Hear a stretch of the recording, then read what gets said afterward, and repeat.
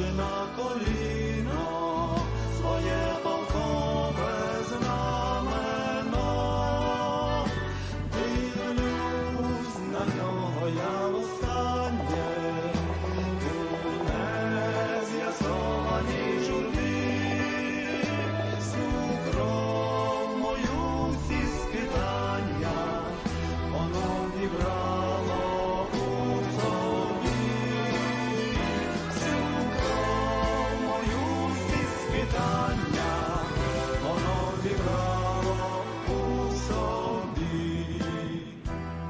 Відвагу нашу, наші волі, загиблих друзів імена, читаю нашого волі, я полкового знамена, дивлюсь на нього я востаннє, у нез'ясованій журбі, всю кров мою, всі скитання, воно вібрало у собі, всю кров мою, всі скитання, воно вібрало у собі.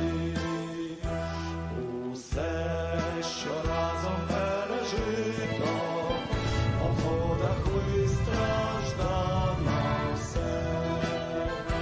Я знаю, інший гордовито прапороносець понесе. Дивлюсь на нього я востаннє, у нез'ясованій журбі, всю кров мою, всі скитання, воно вібрало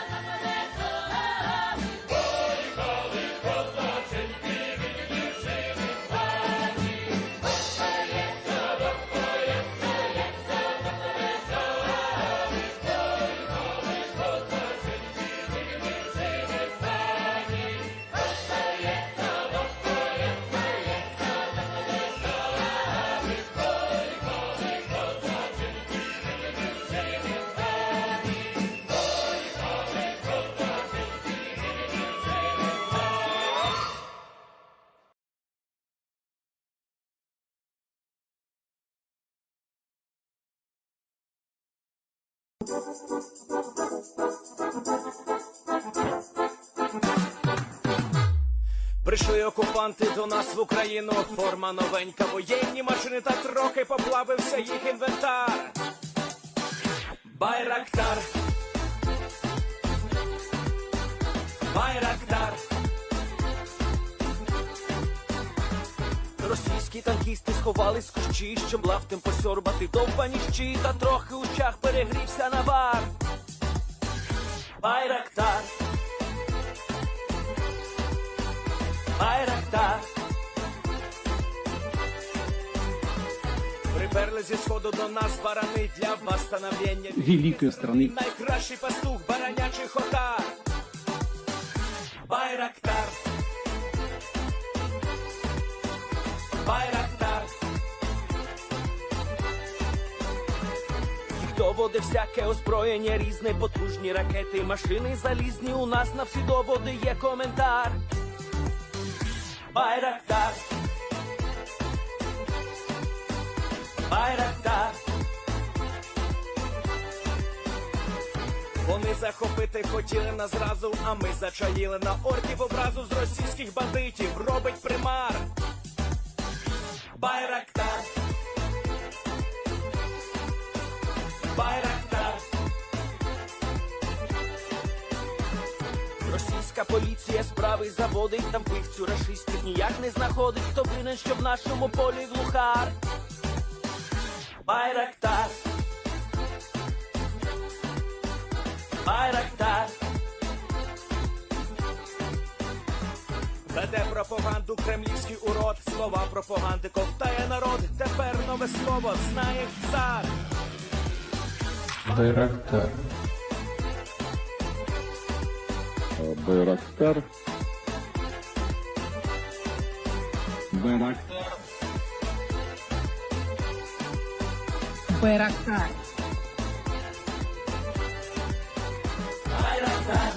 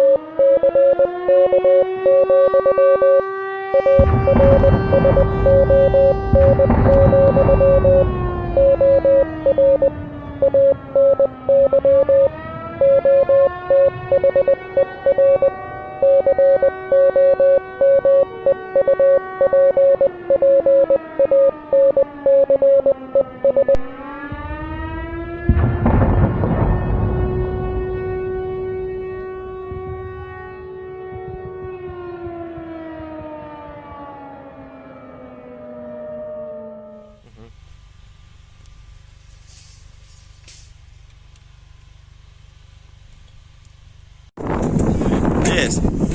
The Leaf Street Army sends its regards.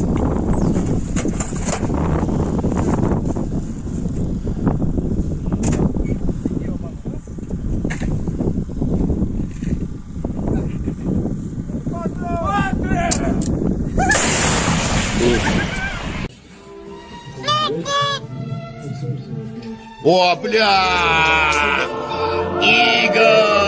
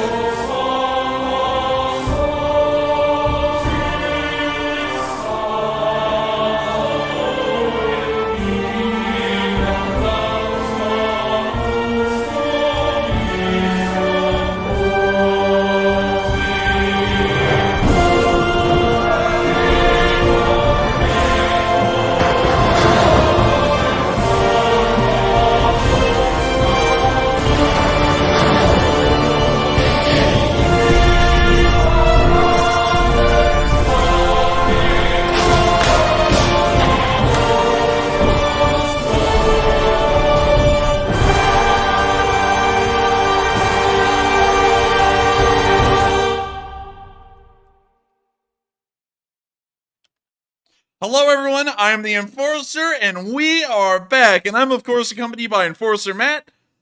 And good evening, folks. It's Enforcer Matt back yet again on day 393 of the news, and we have activated our defenses, and hopefully they'll hold tonight. And of course, we're going to be covering the past 24 hours of the news of the war in Ukraine as we're back again after all of the troubles we had last night. And of course, I have to say, the Lee Spring Army never dies. And so welcome back. And also another thing I'd like to say is that we've been looking into this. We've been putting the largest amount of effort and attention into what happened last night. We are currently looking over our network logs in the background and seeing if we can find out who did this, and if they are in the United States, we'll most likely be contacting law enforcement to see if anything can be done to the person who committed that DDoS attack.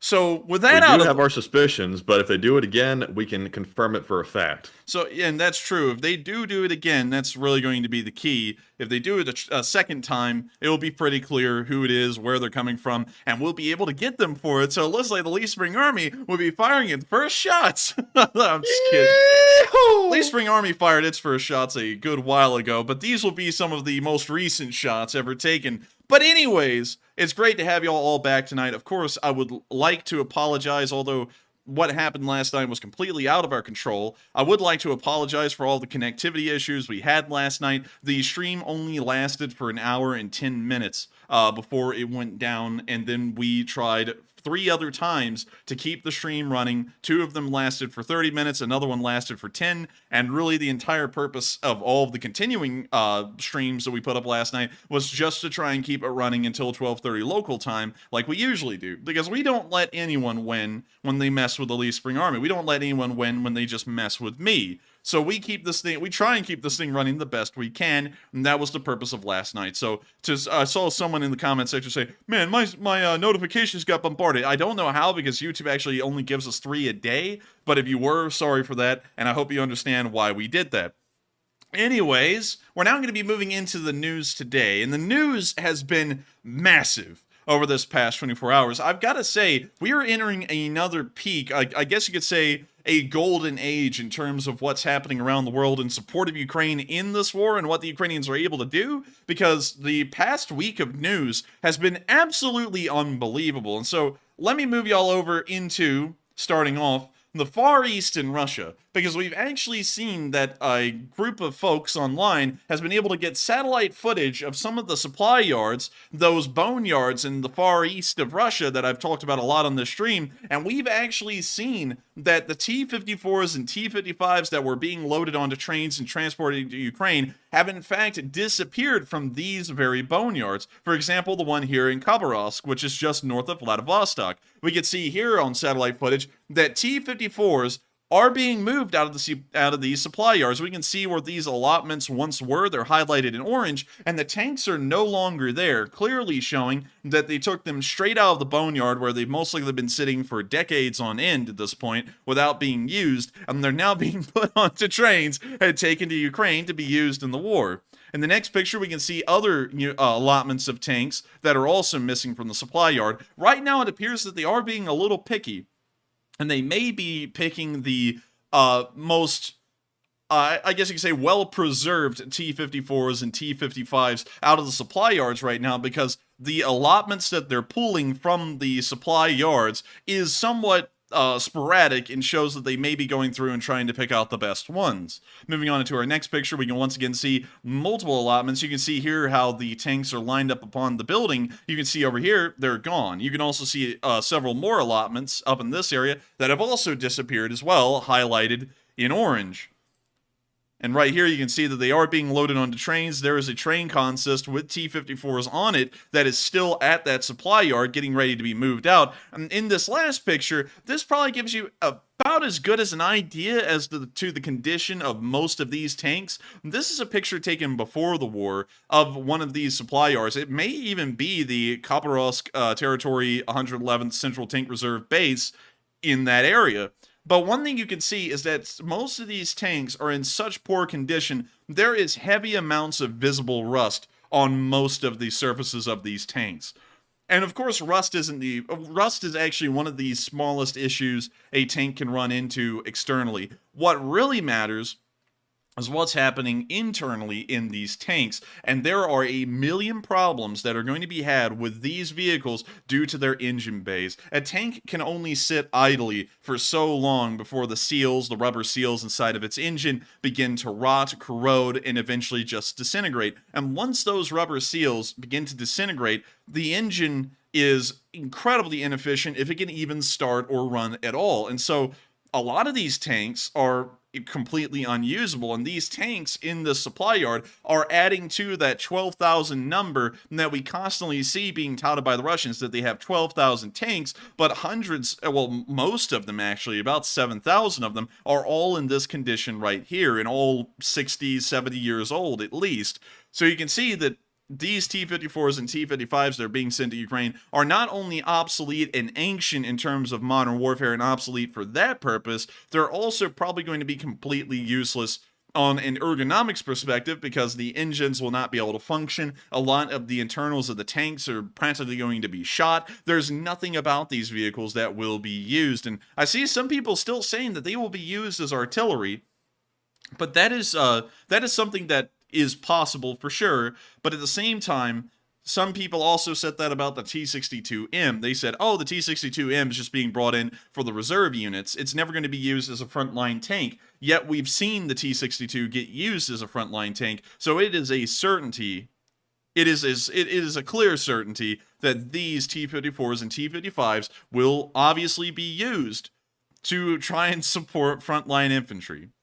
And it's not that out of the question, especially for a country that uses Soviet equipment. For example, I'm going to bring y'all to Iraq 30 years ago, where you could see that the T-55s and T-54s were being used against the Challenger 2. And you could actually see in this picture taken from the Gulf War, a challenge. Well, actually, I'm sorry, that would be the invasion of Iraq in 2003. So, correction real quick. But that even makes it a little bit more applicable to the modern day. This picture was taken about 20 years ago, not 30 years ago, like I was originally saying. And you can see an Iraqi T-55 right over there on the side of the road that has been abandoned by its crew, and this Challenger 2 driving on by down this highway. Man, I had no idea the T-54 was that small. Oh, the T-54 is tiny. Really, it's not really that small. It's actually average size. It's not really small or really large. It's just that Western tanks, and specifically the Challenger 2, are like small houses on treads. So it kind of gives you an idea of scale as to how big a Challenger 2 is compared to T-55. But that puts it into perspective a little bit as well, Matthew. This picture was taken 20 years ago, and while the Iraqis were not the, I guess you could say, most advanced military in the world, but at the beginning of the Gulf War in 1991, they did have the largest military in the Middle East and one of the largest in numbers in the world, and they still got blown away by superior Western technology. And thinking that this picture could probably be recreated in the coming months in Ukraine is not only hilarious, but it's also incredibly pitiful to think that we were scared of the Russians in a conventional war for so long, and that's what they turn into right here after just a year of fighting against Ukraine. And it's, if you shot a depleted uranium round at that Challenger, I have a feeling it would just sort of go like dink and sort of like fall down to the ground. If you shoot it at that T-54, it's gonna like take the entire interior of the tank out from the looks of it. Oh man, the depleted uranium shell. I was actually talking to someone today, Matthew, while I was at college, who actually had some experience working on tanks, and he said that these APFSDS shells and these depleted uranium shells are terrifying. And he actually explained something to me I never heard it explained like this before.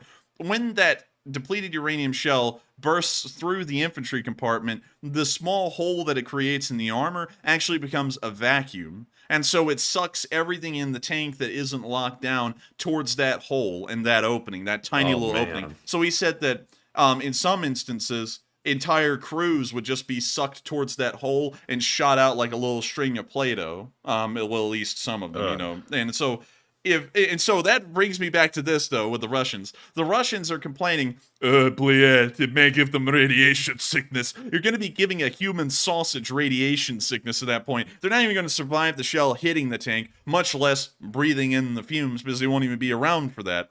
But yeah, that's a picture from just 20 years ago, giving you an idea that and think about this, I've got to try and make this as clear as possible. Tank technology in the West has not increased over the course of 20 years. The tanks we used in the invasion of Iraq in 2003 are largely almost the same tanks we're using today. Of course, there's been upgrade packages to the M1A1, and now it's the M1A2 SEP V3 and V4, and the Challenger 2 has had some upgrades as well, but they are inherently the same tanks used in 2003, just with additional upgrades. And they're probably going to be going up against the exact same T-54s and T-55s they went up against inside of Iraq in 2003. If the invasion of Iraq didn't give you any idea or any inkling how superior Western technology is to Soviet-era technology from the 1950s, I don't know what will, and that clearly shows us that once these Western tanks arrive in force in Ukraine, and once these T-54s and T-55s start filling in the gaps of armor losses that the Russians have been taking, it's going to be an open and shut case as far as the war in Ukraine goes. The Ukrainians will have the upper hand on the ground from here forward, at least in armor. With that, we're now going to be moving on from that little interesting picture from 20 years ago in Iraq, which shows something that, funnily enough, will become important today. And we're now going to be moving into Poland because the talk of Western tanks is nothing without the proof that they're actually there. And we know that 4 Leopard 2s are inside of Ukraine. They're from Poland. They're the Leopard 2 A4 variant, but we haven't seen any more arriving yet. However, we did see at a train station in Poland a consist of Leopard 2 A5s being transported by rail into Ukraine. And here's the clip. You see the rail car passing. We see 1 Leopard 2. Actually, those are Leopard 2 A6s. We see a second one, a third one. And also another important thing I'd like to point out here, because every once in a while we show this kind of stuff and everyone goes, it may just be the Germans moving their own forces around inside of Poland because there are German forces there right now. And that's a good point, but here's something very important to note about these tanks. These tanks have no visible German markings on them. Not a single one. And every single vehicle that's ever been sent to Ukraine has been stripped of their nation's markings. A normal Leopard 2 A6, let me pull that up for y'all, Leopard 2 A6. Let me get to images, and then let me show you all a picture. A normal Leopard 2 A6, if it's in service with the German army, will have this, I believe it's called... we'll just call it the Iron Cross, because I don't really know the actual name for it right now. If y'all know the name, please let me know, because I'd be more than happy to correct that. It's not the Iron Cross, it has some other name for it, but it would have the German, the German Heer or Bundeswehr marking on the side of the tank. These have had that symbol removed, which clearly shows that these are going to be slated for service in the Ukrainian army. So that is about as clear as it gets. So with that, we're going to let the video continue. We see the 3rd tank, the 4th tank, the 5th tank, the 6th tank, 7th tank, 8th, 9th, 10th, 11th, 12th. Wait a minute. The Germans' initial package of tanks, Matthew, was something like 14 tanks. Now, this video cut off before you could see the end of the train. If there are 2 more tanks on this train right here, that means that these are all of the initial Leopard 2 A6s that the Germans will be sending to Ukraine. They're all on this one train.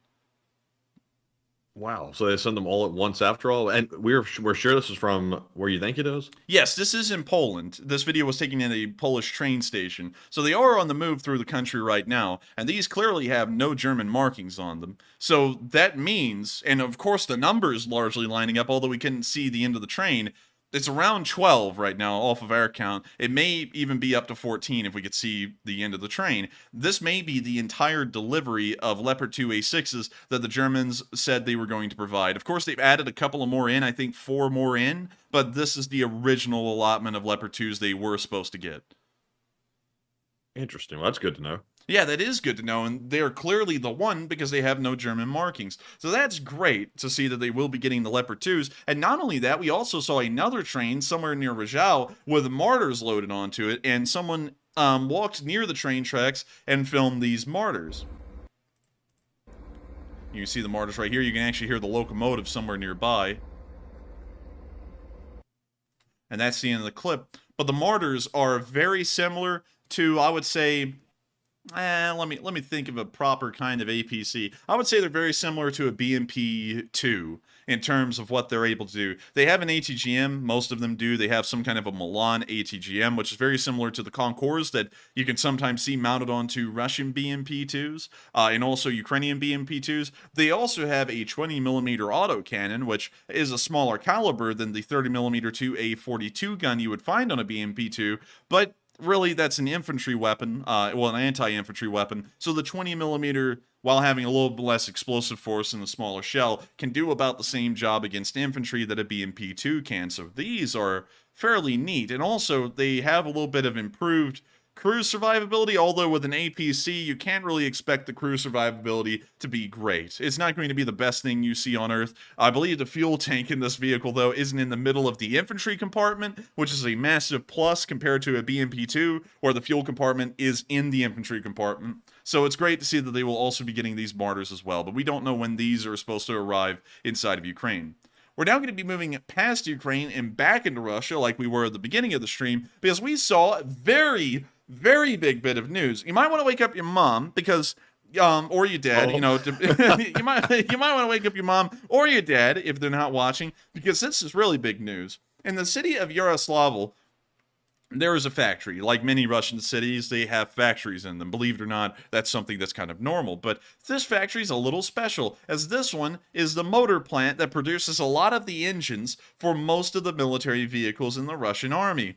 And it appears that it's on fire, and there's a picture of it right there, almost burning to the ground. There is no clear sign in this picture of a fire brigade even responding to this, so it may be possible that this this factory more like, has taken such significant damage that it may be out of action until they can either get more replacement equipment to replace the equipment that was burned or destroyed inside of the factory, or they may have to completely close down the factory and try and rebuild it from the ground up. But we don't know exactly the extent of this fire. All we know is that in this picture, the fire looks like it is spread heavily and it's quite severe.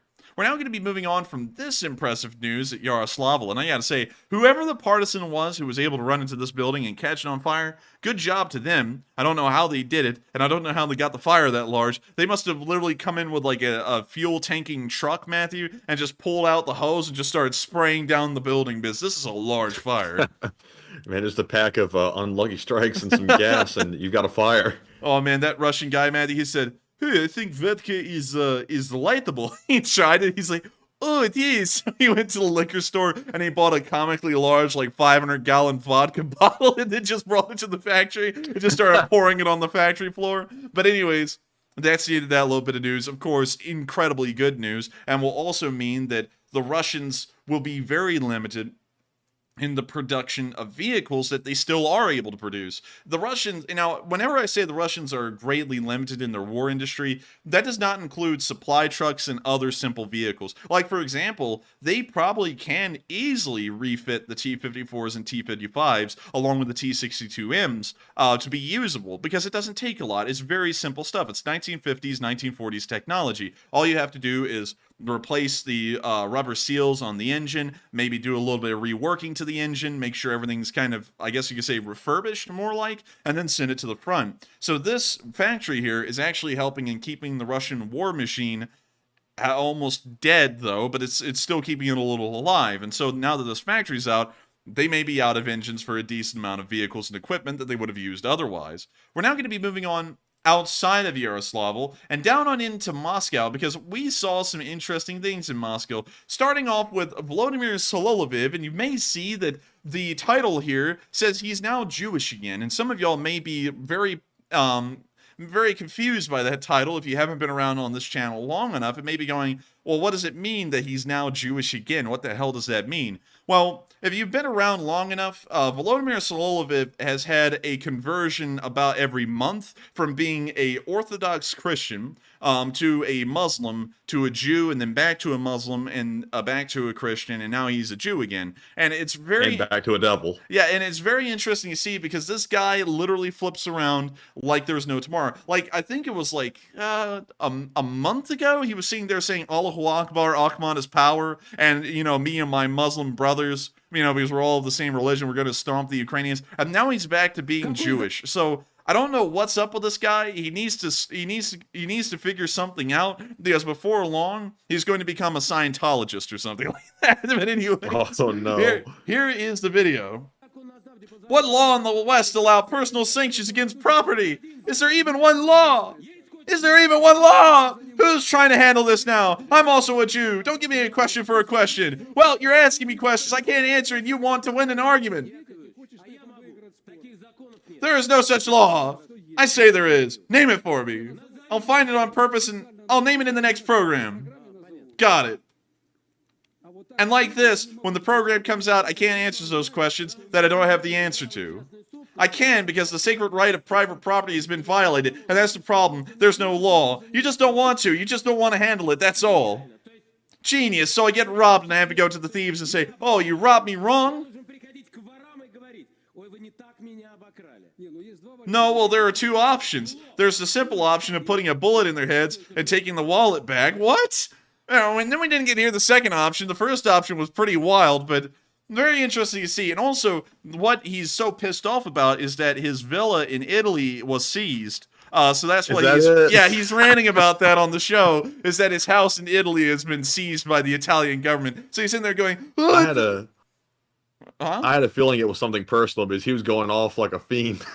Yeah, he was going wild, man. And that's the whole reason why he was going wild, is because his house has been seized. And he sat there and said, the sacred right of private property has been violated. It's like, I thought you praised the Soviet Union, which had no concept of private property. You know, it's like, this guy literally is just a fair weather idiot. He just says whatever goes on that day, whatever sounds the best, he just runs with it. It's sad. What about Ukraine's private property, though, that they just tried to steal, and they're trying to steal right now? It's rightfully Russia's, блядь. I can tell you because I'm the devil, and what's mine is mine, and what yours is also mine, блядь. But still, I love to see this guy just absolutely breaking down on his own show because the Italians took his house. And the Italian this guy over here on the right, though, he's about to be in for that laser like stab from this devil, because he's going to get him in a minute. Oh, you guarantee it, man. He's going to get the zap. He's going to fall over in a minute, and that's going to be that. But speaking of getting the zap, there was a political opponent to Putin back in 2014 and 15 that was assassinated just during the election. Funnily enough, he just oddly got shot in the back of the head twice and committed suicide. It was very unfortunate, but one thing that he did say before he died was something that I've actually said a lot. And Matthew, I know that you're very busy during the streams, but I just want to make sure that I say this right. What do I usually say in the relations of China and Russia, and what Russia is turning into in relations to China? You think that China's not a natural ally to Russia?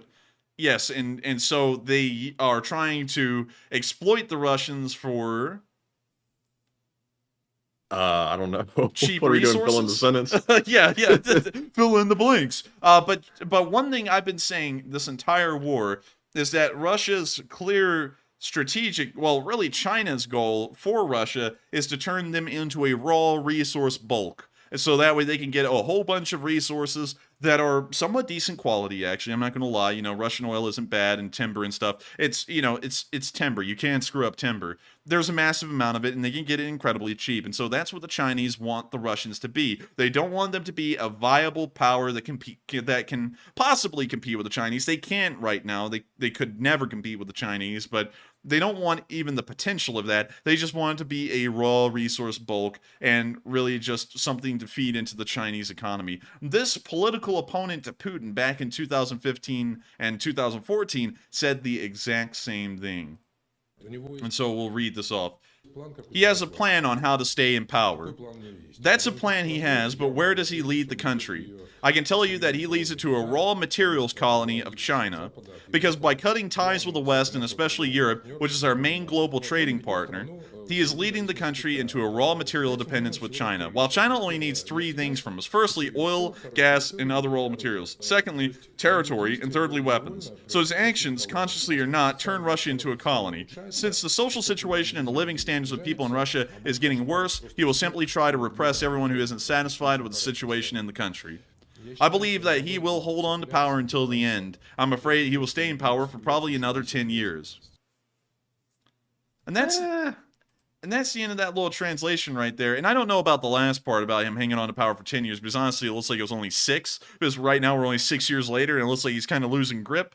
But saying it's a resource colony is one thing, because a colony means that Russia's population is going to be replaced completely by the Chinese, and Russia will just be a colony of China, which it's not. But it will be practically a resource bulk for the Chinese, and that's the only reason the Chinese are supporting the Russians in this war, because they see an ability to grow their economy rapidly through the amount of raw resources and materials they can get from the Russians. They can mass produce, it will mass construct large amounts of buildings, factories, and make it incredibly cheap, so that way their economy will have an edge and an advantage over Western countries where those construction materials may be more expensive. So I gotta say, that guy was fairly smart. And I heard you go, Matthew, so I was just wondering, what do you think about what he said? I think China's trying to make Russia into a ally that they can rely on in case there was a conflict that broke out between them and the West. And I don't think they're trying to use them simply as a resources colony. I think that's underestimating China's ambitions. Well, I mean, I haven't seen the Chinese really prop anyone else up. If anything, we've seen them devastate economies and then grab them by the neck and force them to give them raw resources or political leverage, like in Uganda, where they funded the national railway system, and then the Ugandans defaulted on the loan, and now they pretty much control Uganda's political decisions. Maybe. I think that might have been their strategy in the past, but they're trying to shift it to a new one now. They're trying to make as many allies as possible to try to build some kind of Asian-centric alliance that they can rely on, kind of like NATO has for the West. Maybe. I'm going to stick with they're mostly doing it for the cheap resources and also getting rid of one of their rivals. But that actually may be a good poll, Matthew. You might want to run that as a poll later if you want to throw that one in the queue, because that's actually a really interesting discussion that we could probably have with the live chat right there on that one. So with that, it's actually already in the queue. Can you believe hey, it? What do we know? Very nice. So anyways, we're going to be moving out of Moscow, and we're now going to be moving on down into the city of Voronezh, our last bit of news before we finally get into Ukraine, where we can see that that a Russian citizen told us everything that's changed for the better in Russia since Putin has gotten in charge. And so let's listen to this guy, and let's hear of all the great things that Daddy Putin has done for his country. So let's see. Let me turn this up. Did anything during his 22 years of power improve? Of course, absolutely. What has improved? Life became better somehow. How can I explain it? Everything became better. The sky over our heads, and so on. And the president is very nice to look at, not like Yeltsin, who was always like this. Never. Always. I cannot express all that. I just can't. That's how it is. Overall, I support it, and I am not against it. You do not happen to have some coins left so I can buy me some food, do you? Oh my god! Oh my god! Is that serious? No, I think he was. Oh my god, he said there. God. Oh, Russia's gotten so much better. Everything's so great. By the way, I'm so poor I can't afford food. Could you give me like $1? Oh my god. He defeated the whole argument right there at the end. He was like, oh, life has gotten so much better for me. I'm poor, by the way. I have no money anymore. Could I please eat something? Man. But yeah, he makes a pretty good point. This guy is probably your average Russian in their living standards right now. And they sit there and think, at least, from what they've been told by the government, that things are good and things have gotten better, but at the same time, their actual lives and the reality of the situation is the complete opposite, and they don't even have enough money to buy food. The Observer said, dude was trolling. I'd honestly agree with you right there. I think the dude was certainly trolling, because if you go back a little bit earlier, right here, the sky over our heads, and then it says popular Russian expression if there's nothing else to praise. So you can see right there, he's a little sarcastic, but this guy is giving a great picture of the Russian nation, and of course, I wish him the best in getting a couple of rubles, so that way he can get himself some borscht soup or maybe some grains of flour. We're now going to be moving on out of Russia, and finally, on into our Ukraine news. We've actually had a pretty decent amount, but not as widespread as it's normally been. Usually we get news at this point in the war all the way up to the northeast and all the way down to the Kherson area in a relatively even spread. Today, however, most of our news came from Bakhmut and also the Donetsk region. So we'll be covering that as best as we can, and of course covering the location unknowns, which we're getting into right now. And so starting off with our first clip, we actually saw something that was a little bizarre. The Swiss armored car, Panther, has shown up in Ukraine. There's a picture of it right there. Actually, it's an Eagle 1 armored car. And so let me pull this up. Eagle 1 armored car. The Moag Eagle. Let's see here. That's from... That is not the same one. Or is it? No, that's not... That can't be the same one. No, definitely not. Is there a side profile of this thing? Oh, wait a minute. It is. It actually is. Huh, it looks like it may be a different version or something. Yeah, this one's actually called the Eagle 2. Maybe that's a modification of the original one. Let's see if it says anything about that. Yeah, while the Eagle 2 and the Eagle 3 use chassis and running gear of the Humvee ECV. So they're really just souped up extra armored Humvees, which are the Eagle 2 and the Eagle 3. This is the Eagle 5, actually, which the Germans bought from the Swiss and used as their armored car. But we can see right there, this is clearly a Swiss design. Now, considering that the Germans use these, we do not know the list of operators. So let's take a look. Switzerland, Germany, Denmark, and Greenland. And Greenland's kind of attached to Denmark a little bit. There's a little bit of a history behind that, but they're not as attached now as they were in the past, where they were actually a dominion of Denmark. But let's see if we can get a list. So the Germans only have Eagle 5s, so they do not have the Eagle 2s that we saw in that picture. So it's unlikely that they would be the ones to supply it. The Danish have 36 Eagle 5s and no other kind of vehicle. The Swiss have, hang on, let me go back to the Eagle 2s right here, because this is just the Eagle 5s alone. I was like, why the hell does everyone only have Eagle 5s? So going to the Eagle 1s, 2s, and 3s, the Danish have 36 Eagle 1s. The Swiss have the Eagle 1s, 2s, and 3s. So, and the Danish only have 36 of these things. The Swiss have 329 Eagle 1s and 2s. So it statistically would be far more likely for this armored vehicle to have been Swiss in origin than it was Danish. And so let me try and figure this out real quick. Let me see. I was going to pull up something here in regards to this. What is this thing is basically American. It's got a Cummins diesel engine in it, and it's also got some kind of Allison-like transmission. So those are like mainly American components.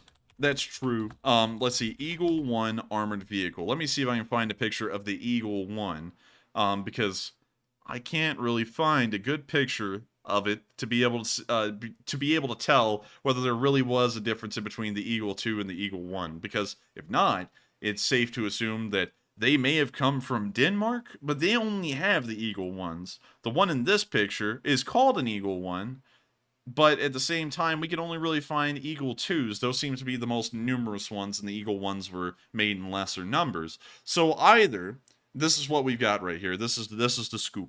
Either it came from Switzerland, and Switzerland has broken its neutrality and provided military vehicles secretly to the Ukrainians, or it came from the Danish. Although they do not have Eagle 2s, they only have Eagle 1s. Although it would probably be more likely for the Danish to send equipment, because the Danish already have sent some equipment, and so it wouldn't be out of the question to say they also sent some armored cars as well. But nonetheless, that is clearly a picture of a Swiss-designed armored car, and it's kind of wild to think that it is somewhere in Ukraine right now being used.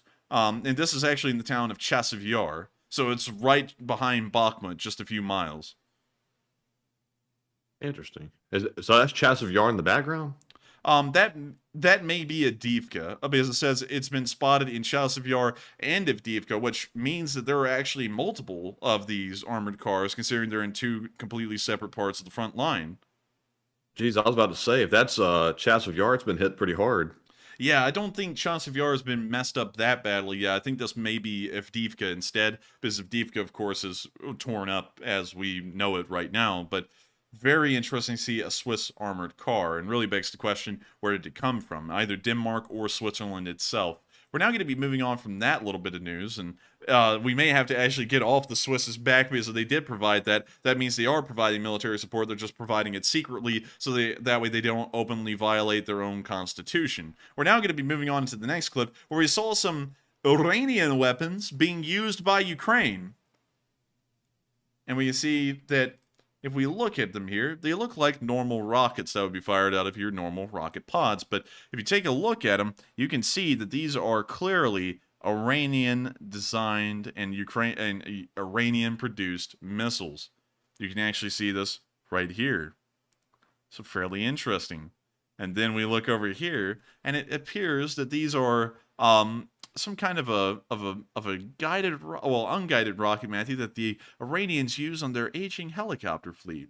There's an ungodly looking like Iranian helicopter over there on the left. Isn't Yeah, it? that's like, I believe that's one of the earlier Cobras. It's like an AH-1F maybe, or an AH-1G, something like that. It's like one of the oldest attack helicopters the United States ever used, and the Iranians still use them to this day. But very interesting, Matthew. Very, very interesting. How did these make it into Ukraine? That is interesting.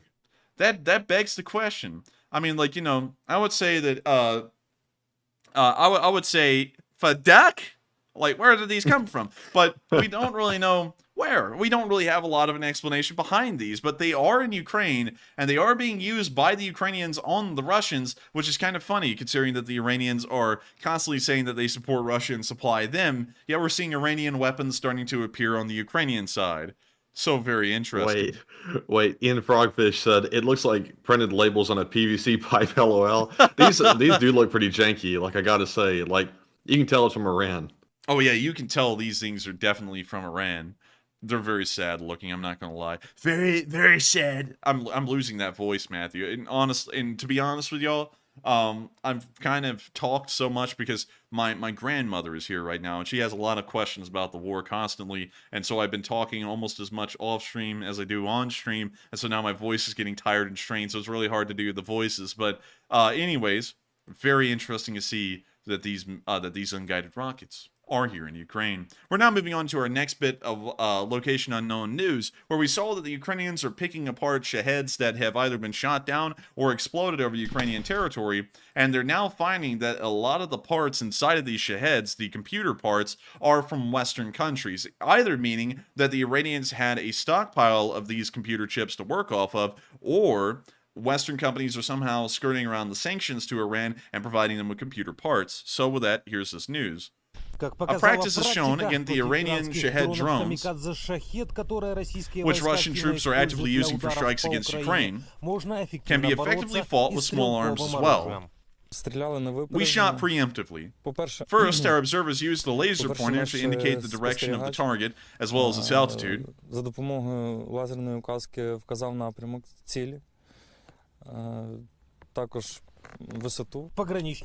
Border guard Dennis managed to shoot down a Shahed with a submachine gun. You see him shooting into the sky. And it seems like they may have gotten it right there. At an altitude of about 150 meters, it flew in front of us.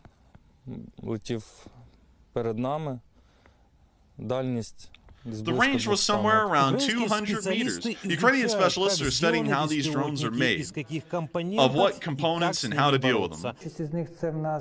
The majority of them, Iranian drone components, are foreign-made components, specifically Japan, China, and the USA. Most of them we handed over to our foreign partners in order for them to be able to impose sanctions, so that they can impose sanctions to ensure that these electronic components never get to Iran again, and never to be used against us again either.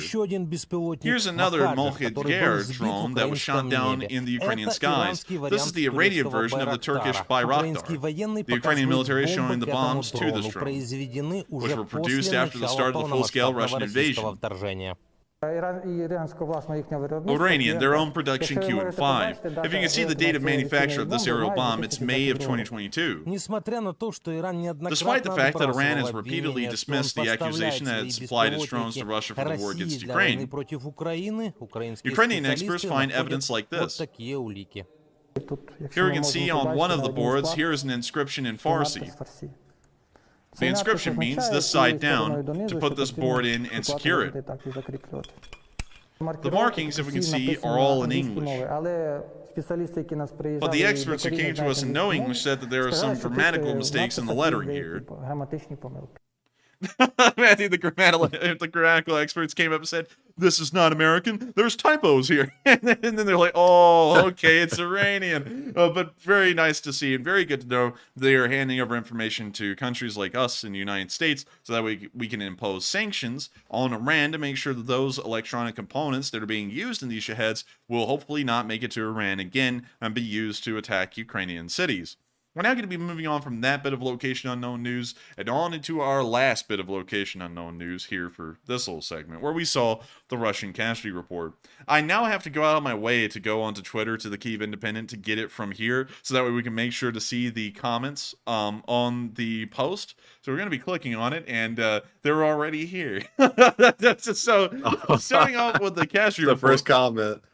It's very nice, very nice, and we'll get to that here in a second. But to start off with the casualty report, which is the main attraction, 660 Russian soldiers have been killed over the past 24 hours. Fairly high, but not as high as we've been seeing. We've been seeing it getting up into the area on average of the 800s and 900s over the past 2 weeks. We haven't seen it get as low as this, but to get it this low, the Russians had to sacrifice a high amount of armored vehicles today in every category. They lost 11 armored personnel carriers, which is a little above average over the past month of this war. They also lost 18 supply trucks, which is incredibly high. We usually see only around 6 to 7 of them being lost, which means that this is about 140-150% increase in losses. We also saw that 13 tanks were destroyed over the past 24 hours as well. An entire battalion tactical group and 3+ destroyed in 24 hours, which is a heavy loss for the Russians in a single day. 19 artillery pieces were also destroyed. This is one of the single highest numbers we've ever seen on a single given day over the past month in artillery losses. This means that around 5 artillery batteries were destroyed in 24 hours, well, except one artillery piece somehow survived out of those 5. But still, that number is incredibly high and letting us know that the Russians, while running out of ammunition, are also running out of artillery pieces to fire that ammunition from. They also lost 20 UAVs. We understand that some of these may have been Shahed drones, others may have been simple Orlans and other reconnaissance drones. 2 MLRSs were also destroyed over the past 24 hours as well, 1 anti-aircraft system, and finally, 3 Bobcat skid steers. And so, now we need 3. And so, our boy here, Christian Lamar, threw down a Bobcat with a NAFO fella in it. Hey, I like that. It's a fella. Hey, I like that a lot. That was actually really cool. What's the other comments? Oh, here we go. Oh, look at this. Hey. Look at this. We got a Russian bot there. So everyone stick him. Oh. Let's see here.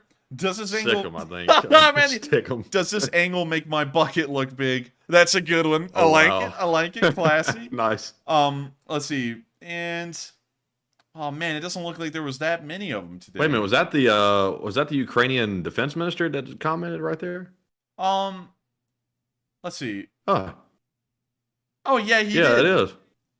So That's he interesting. saw the comments. He's probably like, "What the hell?" He's like, "What are these?" So y'all heard it here first. The defense minister of Ukraine has actually seen the Bobcat skid steer joke. Like he's physically seen it, because to comment on this post, he would have to have gone into the comments section, and this was put up 8 hours ago. This was put up 13 hours ago, and this one was put up 11 hours ago. So he saw both of them, and he's probably like, "What the hell?" I think, Mandy, this may be our way out of the darkness as the Bobcat skid steer memes. Like honestly, if that is what happens, that's going to be the silliest way we could have ever gotten any recognition. But still, I'm not going to knock it.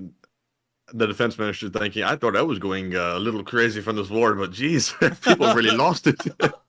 And that's all the comments there was. There was only 2 Bobcat skid steer comments tonight. But still, that's incredibly cool, and really cool to know that the defense minister of Ukraine actually saw those when he commented on the Kyiv Independent. And so, with that, we're now going to be moving on from the casualty report, of course, quite high today, and very nice to see. Also, someone said, click show more replies. I'm not getting that option down here. It looks like these are, in fact, all of the comments and replies. Oh, wait a minute. Wait a minute, Matthew. This was actually down in the more tweets. He didn't see it. Hey, oh man, so it wasn't a reply to the. Oh, jeez. No, but there's more Bobcats though. There is more Bobcats. We got one from the Trash Panda. We got one from Glenn Grassi. We got it from Casey. Let's see here. And Melissa Smith said, and Matt will be pleased with these numbers. Yes, I will. Oh man, and then we got one from Ed McGrill. And that one's burnt. That one's actually toasting right there. That one's actually cooking up. Let's see. And I think that's all of them, I think, that were directed towards us. But yeah, that was all of them. So sadly, the defense minister didn't get to see the Bobcat skid steer memes. Dang. But the editors at the Kyiv Independent are probably finally picking up on this meme, and they're probably like, what the hell does this mean? And probably trying to do a little bit of research as to what the hell LSA and It's the Enforcer is. So with that great casualty report, I love to see that everyone's still ecstatic about the Bobcat skid steer losses. And we're now going to be moving out of the location unknowns and on into our frontline news to cover what's been going on the front, where the Ukrainians are still slugging out with the Russians and giving up no ground whatsoever. They are not yielding against Russian offensives as of today. But before we get into any of this news, we have to go into the polls. A lot of polls have been run in between the start of the stream and right now, and so I want to make sure we cover them because thousands of y'all vote on these polls, and I would love to know what y'all are thinking about some of the things we're saying on stream. And so with that, what do we got, Matthew? All right, so we have 3 polls to address, but real quick, I saw someone saying in the live chat, it's underscore, who said, we've got to send you Bobcats in real life. I actually walked past a real Bobcat today while I was running an errand. I went by and I just patted it. I was like, oh, look, a Bobcat. And I said, have you ever considered signing up to go fight in Ukraine? It said, no. The Bobcat freaked out. But anyways, let's get into these polls and away from that craziness. The first one says, Russia's Medvedev says arresting Putin would be a declaration of war, and what do you think? 43% said yes, Russia would react that way. 7% said unsure. 21% said it's possible. And 29% said no, Russia would not react that way. And I've said this in the past. I think that if somebody were to arrest Putin, if they are truly loyal to him, it probably would be a declaration of war. But at this point, I'm not really sure if the Russian government as a whole wants to get rid of Putin to end this war or not. We really don't know because they kind of control all the information that comes out of there. So we really don't know without having inside sources. And at the moment, we don't. So, Enforcer, what say you? I would honestly say, in my honest opinion, that would cause a war. I wouldn't see a situation, because it would be like saying this. I'll say this as an example. The world decides that the president of the United States is in the wrong on something. We're not going to say who the president is. Just imagine a year. It could be anywhere in between 1970 to the present day. Everyone in the world decides that the United States did something wrong and puts out a warrant for the president's arrest, and the president gets arrested. Would we do something in response to that? Yes, I think we would. I don't think anyone in America would just go, let's sell off the president. Yeah, we'll just give the leader of our country away to a foreign power and not put up any resistance whatsoever. I believe that no matter the situation, the sitting government will put in a massive amount of resistance. Hell, they would go to war over something like that. And while Putin is a dictator and the public seems to kind of be a little bit mixed on the war, I do not think that the government for one moment would let that happen in Russia. They would go to war over that, and that's something that I also think is a little unrealistic because there's really no chance of him getting arrested because obviously he's not going to be going to a country that would arrest him like Poland. He's going to be sitting it out in Russia, or he's going to travel to countries that are friendly to Russia like China, North Korea, and so on. So with that, I hope that addresses that poll fairly well. And with that, we're on to the next one. Medvedev sure is getting vocal lately. Like, he's threatened to bomb the ICC. He put out a $15 million hit on, I believe it was Italy's defense minister, and now he's saying this inflammatory statement. I wonder what's got him trying to be so loud again. He's trying to get himself some favor in the court of Putin. Maybe so, because he's saying a lot of crazy stuff recently. He's like come out of the woodwork, or at least I haven't heard him saying anything except for now. But anyways, on to our second poll. It says, while I scroll over to it, Russia has recruited Steven Seagal to teach Aikido or Aikido, whatever it's called, to its soldiers. And what are your thoughts? 81% said that's a joke and what a clown show. 2% said unsure. 2% also said I think that'll help Russia. And 14% said Ukraine is screwed. Bullshito is lethal. And I think it's a total joke and a clown show. I guess this is Russia's attempt to try to make the soldiers feel better about being sent into battle with a stick. At least they know some kind of fake martial art. That's just the bright side of things. But Enforcer, what say you? I say, let's take a look at this Akaido, and let's be the judge of it. Is it good? Is it not? I wonder.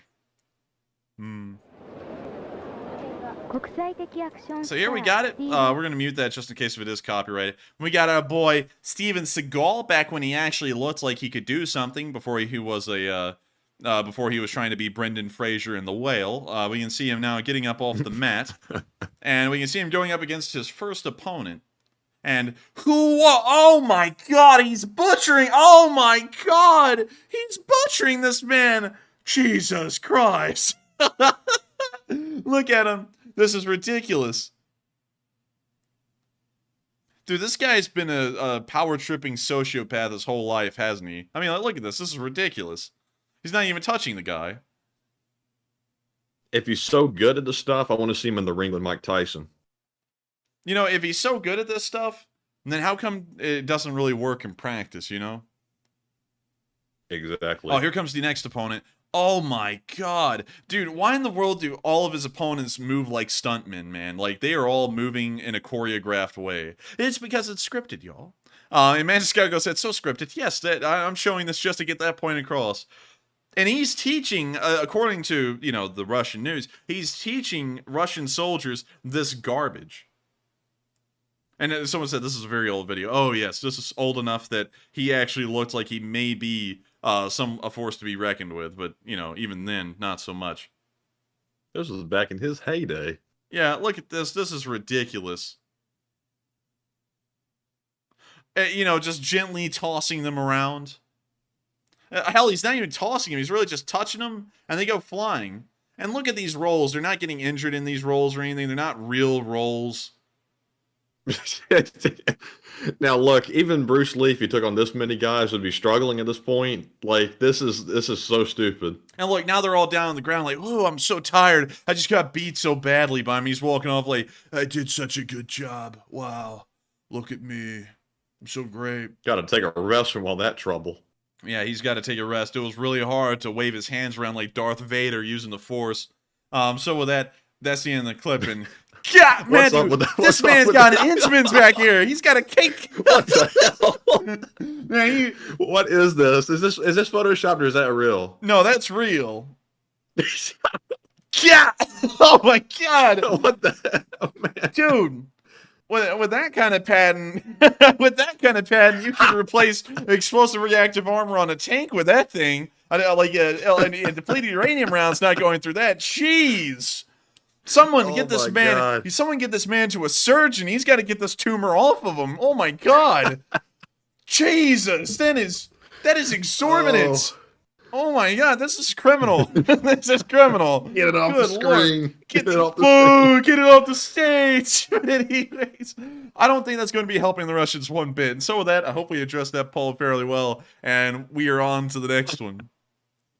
All right. And our third poll says, is it, clicked off of it. Getting so excited. Let's see.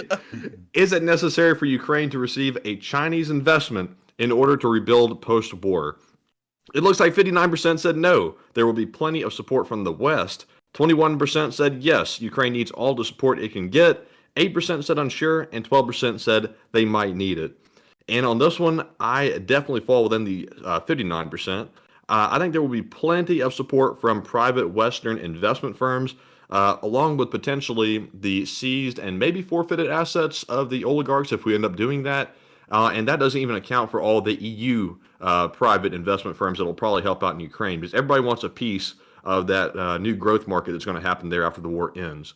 So no need to go to China, in my opinion. But Enforcer, what say you? There's no need to go to the Chinese, and in fact, it should be strongly discouraged to go to the Chinese because the Chinese lend predatory loans that can never be repaid, and so any economic extension of help from the Chinese will most likely be some attempted entrapment for the Ukrainians trying to get their economy and their political structure dragged into Chinese decision making. So you certainly want to avoid that. So for that reason, no, just because of that. And anyways, there's a massive amount of interest that has already been declared by Western corporations, Western businesses, that they would alone foot most of the bill in rebuilding Ukraine because there's a lot of economic opportunity there, not just for those companies, but for the Ukrainian economy that they can also make money off of. So I would say that it is very important to keep the Ukrainians completely invested in Western support instead of Chinese support. And I've got to be honest, if the Ukrainians started to act like Western support wasn't that great and they just went to China and acted like they're the only ones who can economically support their regrowth, at that point, I wouldn't support the Ukrainians. Well, at least I wouldn't support Zelenskyy because they're going to sit there after we've spent countless tens of billions of dollars supporting them while the Chinese are supplying their enemy, and then at the end of this war completely go reverse and then just go towards the Chinese. That wouldn't make any sense at all. I'm confident that Ukraine would be absolutely flooded with money after the war is over. I am super confident in that. I'm certain of that too, and I don't know why it's still even being brought up as a possible option to get investment from the Chinese, because look at where the Chinese have invested and look how it's gone for those people. Like for Central Asia, in the Stan series countries, for East Africa. I mean, look at all of those places and tell me that that Chinese financial support was good for them. It was not. And I don't even know why the Ukrainians would entertain the notion of the Chinese doing anything for them for this long. It's definitely not a good direction. They should stay entirely focused on support from the West, because we've been supporting them for a year and a month so far, and we should keep on supporting them until the end of the war, and they should continue to ask us for support instead of trying to go to our rival, the Chinese, and potentially ask them for support. Anna said, trade? You wouldn't even want to get into trade with the Chinese either, because once you get into trade with the Chinese are able to produce products at such a low cost, they undercut any domestic production you have to the point it's not even competitive. Because if in Ukraine, for example, it costs $1.50 to produce a product, it could cost $1 to produce that product in China, and then involving shipping, it's $1.05 for it to be sold in Ukraine. And so the Ukrainian manufacturers wouldn't stand a chance. Their manufacturing industry would die because everyone in Ukraine would be buying Chinese products instead of Ukrainian ones, or Western ones for that matter. And so then you pretty much destroy your own domestic economy because the Chinese one is like an invasive species of fish. So with that, I hope that addresses that fairly well.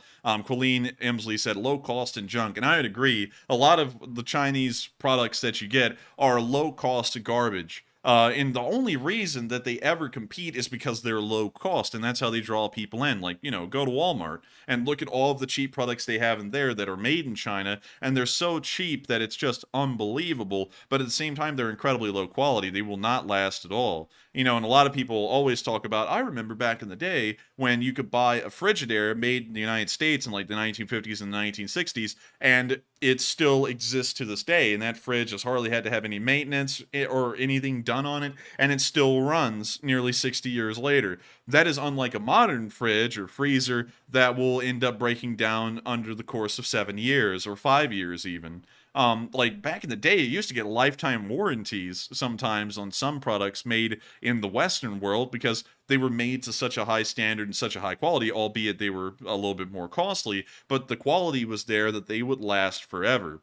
So I would say that they definitely need to stay with Western support militarily and economically in rebuilding at the end of this war. And so with that, I hope that does address that comment. Also, another thing I'd have to say is that if you allow the Chinese to trade with you economically, you also start getting swayed by Chinese internal politics. And we don't talk about politics a lot on this channel, but considering that the Chinese only have one form of politics, it's not even up to debate what they do. The Chinese will sit there, and if you support, like, I don't know, I know YouTube won't get us for this one because this was all over YouTube back in the day. If you supported Hong Kong and the NBA, nope, you can't do that. Get that crap off of the screen, or else we're not going to have the NBA even viewed in China anymore. And so then the NBA went, oh, quick! Get everyone off the stage. And then Disney was also a similar company like that. And you can see that a lot of the service industry companies in the United States and the Western world at this point is nothing but service industry companies and entertainment and things like that.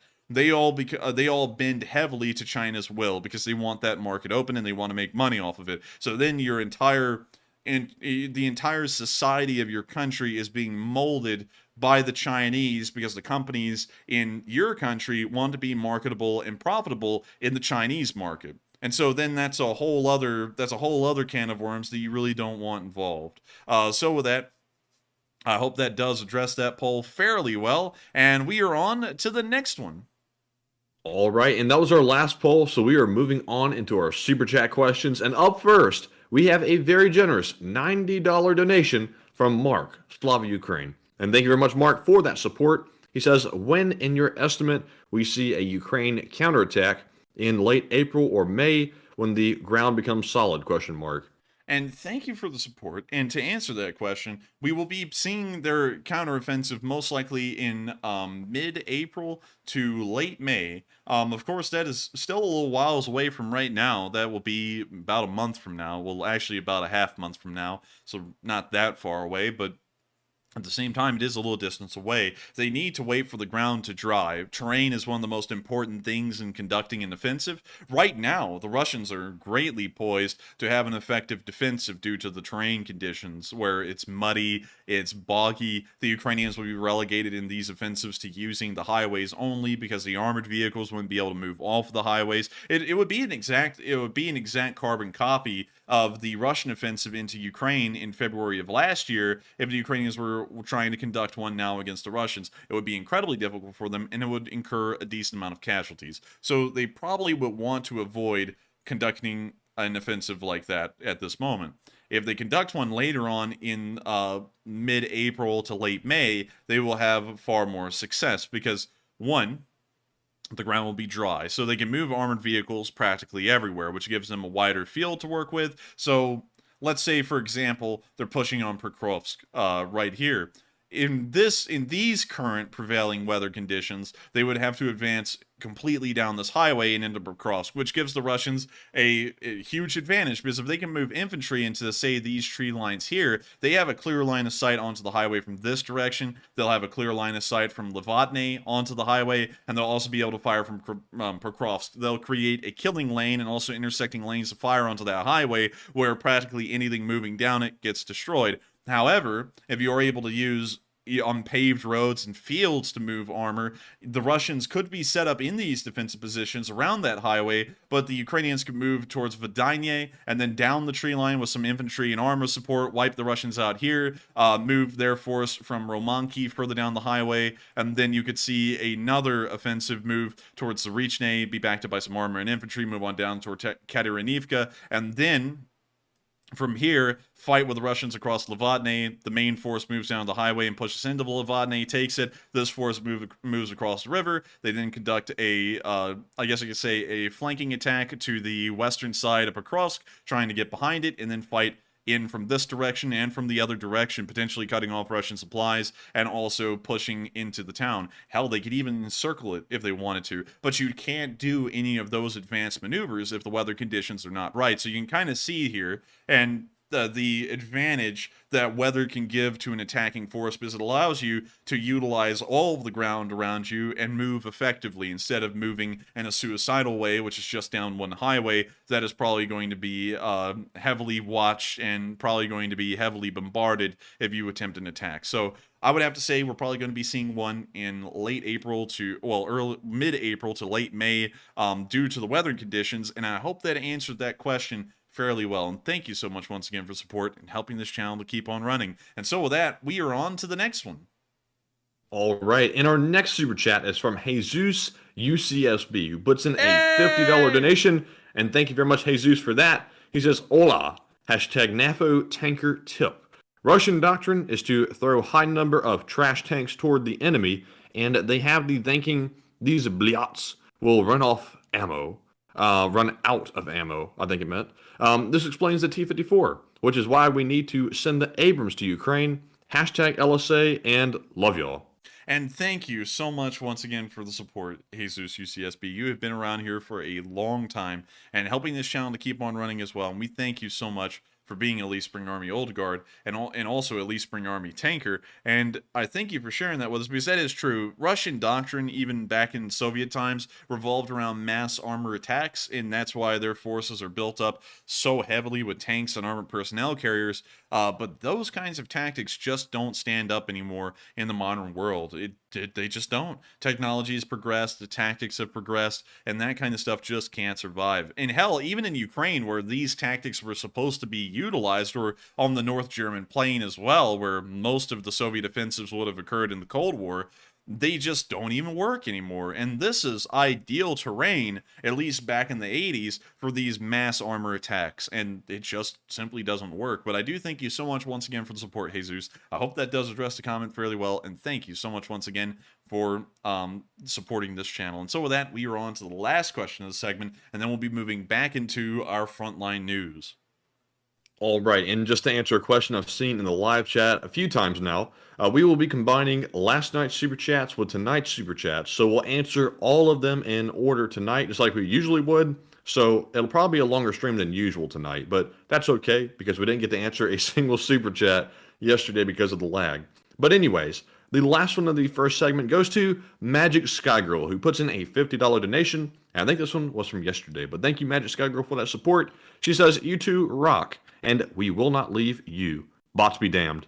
And I thank you so much for the support. That was actually sent in last night. And I got to thank you so much once again, Magic Sky Girl, for being an old guard on this channel and also helping us to keep this thing rolling. We tried our best last night. I gave it my damnedest to try and keep the stream running for the 3.5 hours that it usually runs. We ended up getting cut off at 2 hours and 50 minutes in, but we gave it a good shot. We gave it the best one we could, and I got to thank you so much for being there with me last night through, I believe, all of the streams that came up and went down one after the other, and I've got to thank you all for being dedicated Elite Spring Army soldiers and helping us to keep this thing running through y'all's support, of course, and also helping us to keep it running just through y'all's support in the live chat. It means a lot to us that folks really do enjoy this channel and egg us on to keep this thing going, and I gotta thank you so much for being one of those key people, Manchester Sky Girl, in supporting us down there in the Elite Spring Army. And so thank you so much once again for the support, and thank you for sticking it through with us last night. And so with that, we're now going to be moving on out of this question segment and on into our news, starting off in the Svatove area, where in the past 24 hours we have not seen a single movement. The front lines have not moved, and in fact, if I remember correctly when I looked over this map earlier, they haven't moved anywhere. So starting in Svatove, we saw a Russian vehicle get destroyed. We don't even know what this thing really is, because it's called a zoo park, and I've never heard of a zoo park before, but it did get blown up. So here's the video. We hear the music just blaring. We can see the vehicle down there on the ground. It appears to be some kind of a radio vehicle, perhaps.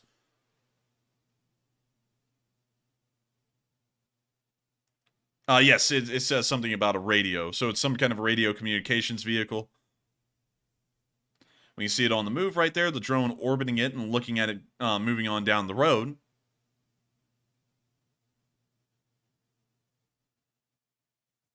And now we can see it getting hit.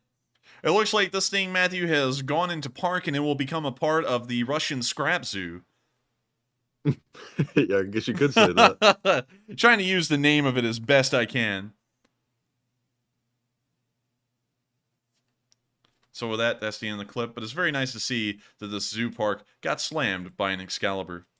Delicious. Moving on into our next bit of news, south of Svatove, we also saw a target, some targets getting destroyed along the front lines in multiple different areas. According to the SBU, they were able to get a lot of them, and I have a feeling that since the SBU used this song, it can't be copyrighted, so we're gonna play it. And it's also not that bad either. That's why I want to play it. So here's the video. Горіла сосна палала. Горела сосна палала. Oh, a turret toss. That's very beautiful. Стояла, і до неї дівчина стояла. Горела сосна палала. І до неї дівчина стояла. І до неї дівчина стояла. І до неї дівчина стояла. Chugga chugga. Egon! Man, they quite do the stanky leg.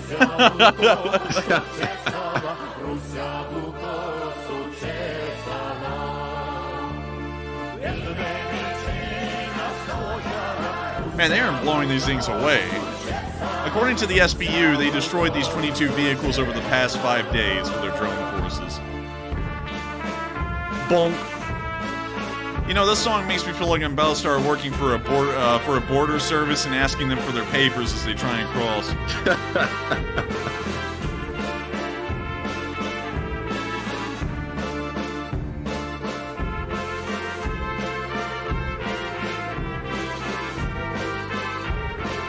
Shoot up the Ukraine.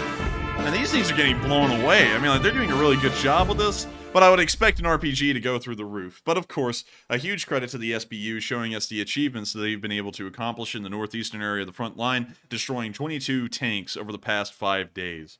With that, we're now going to be moving on from that video clip, courtesy of the SBU, and moving on down the line and into the Kreminna area, where we saw how the Russians evacuate their wounded.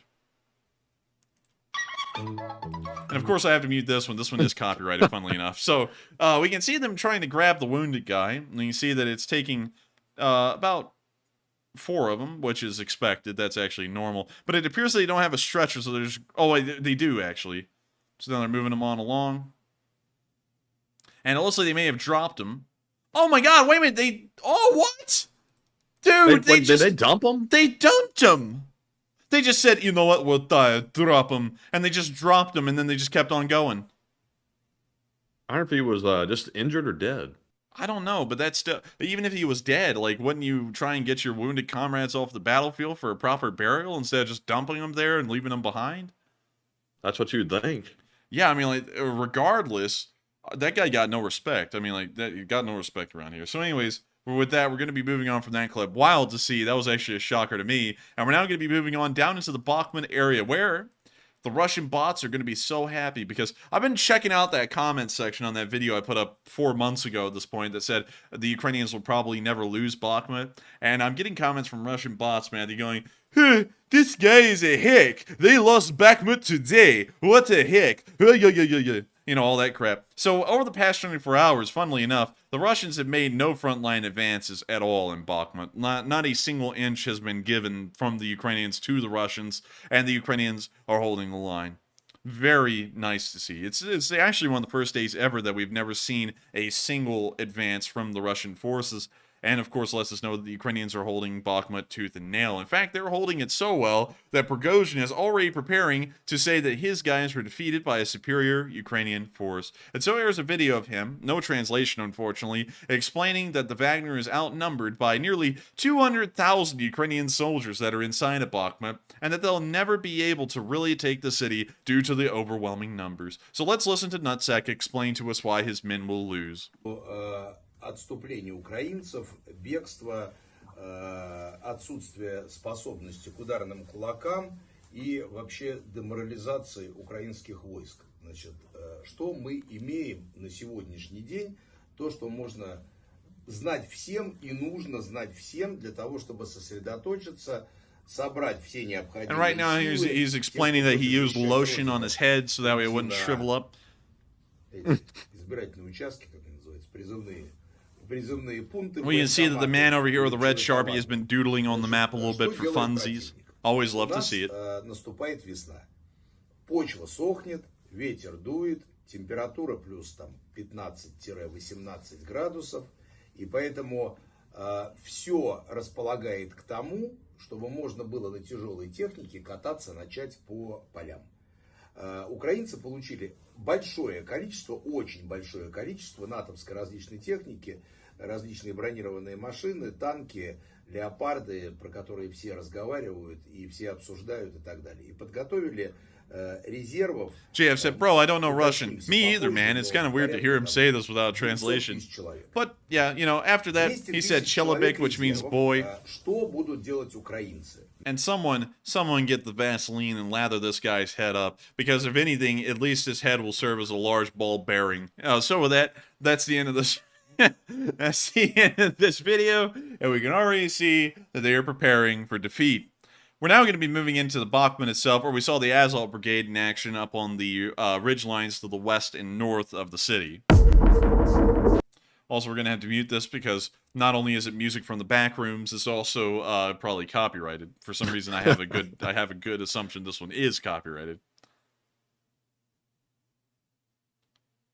What the hell? This guy's got a sword? Just sitting there with unit is this again? This is the Azov unit.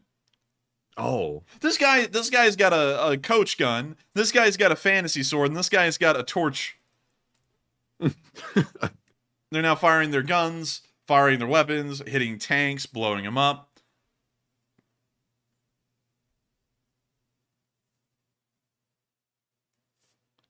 And hopefully we'll get a translation here in a second, y'all. But right now we're just seeing a montage of them doing their stuff. We can see them surrendering at the Azovstal right there. You see them firing their weapons at the Russians still. We can see Russians flying in. We can see the Russians standing around. The Azov firing back. The civilian aircraft that was shot down in 2014. Forgot the exact designation of it. You see them moving some APCs, getting picked up by Choppa on the bus, playing guitar on their AK, hanging out near the bus, walking around, getting ready to go to war, marching through the streets. Training, running, sweating, standing. Now you see the Sea of Azov, which they're named after. Let me unmute this now. At the beginning, this battalion counts. Oh, look, I can actually get away with not saying anything because this guy's saying it all. So here's the clip. 100 people. None of them are paid. Most don't have combat experience, and nearly a half are students. They wear balaclavas and go by the call signs instead of names.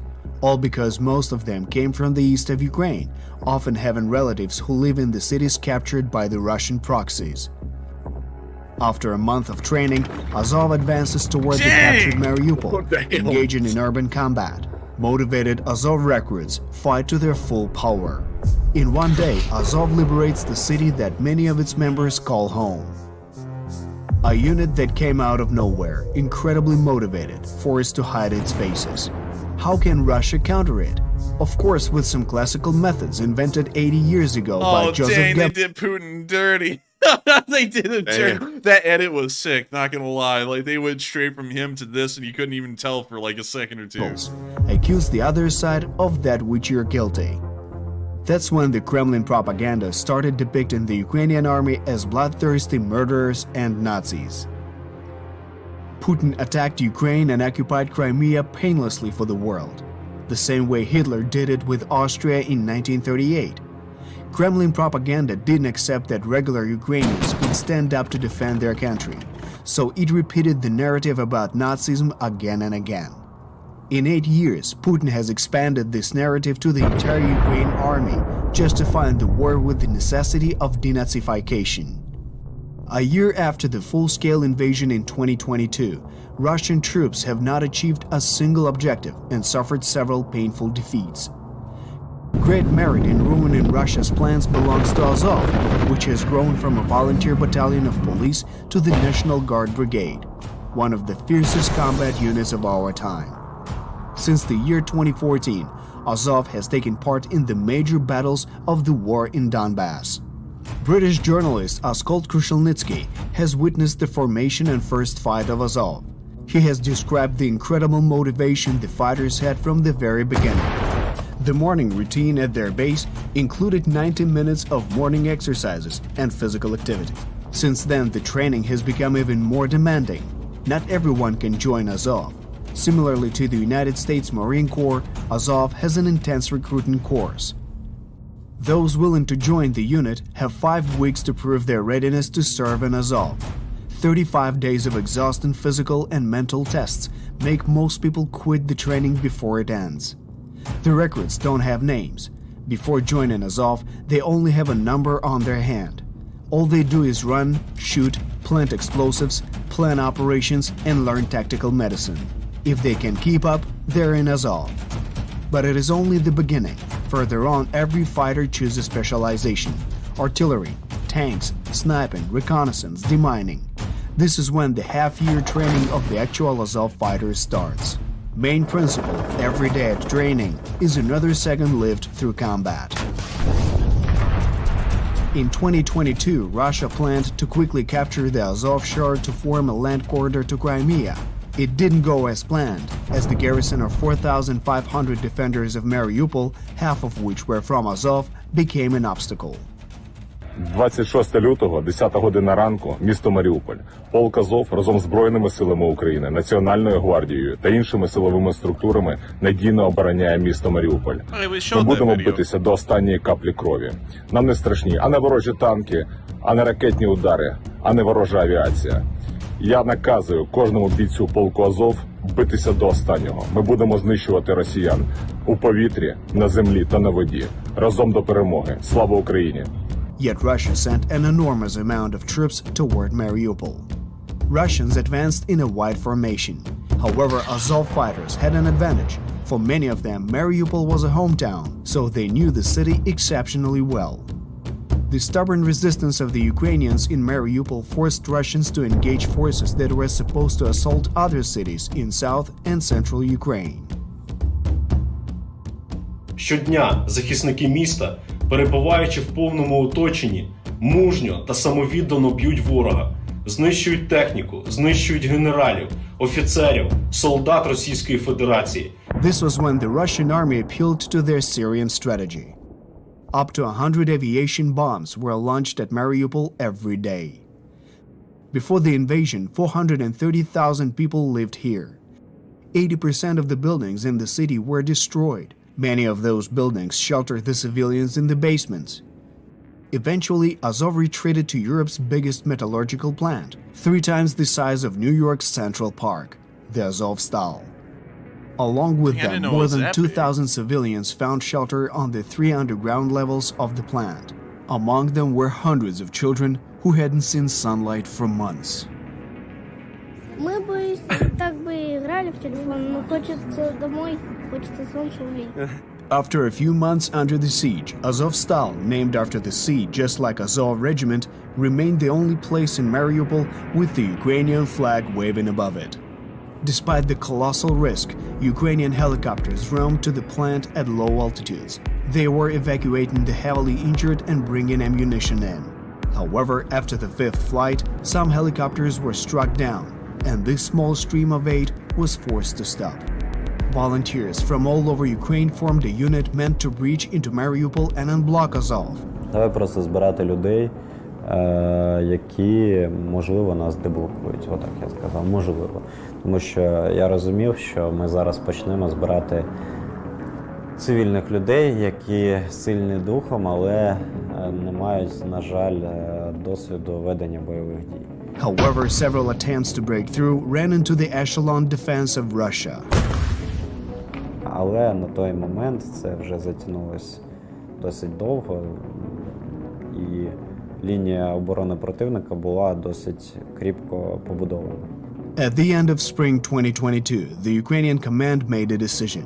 The Mariupol garrison had accomplished its mission. New objective: to save the lives of the defenders. Вище військове керівництво дало наказ про збереження життя та здоров'я військовослужбовців гарнізону та припинення оборони міста. The defenders of Mariupol ended up in Russian captivity. Putin promised to save their lives, but it was another Russian lie. On the night of July 28th, an explosion happened in the Olenivka settlement prison, where Azov fighters were held. More than 50 people died. CNN conducted an investigation proving that the Russians were responsible for the attack. Moscow did not allow the UN and Red Cross on the site of the tragedy.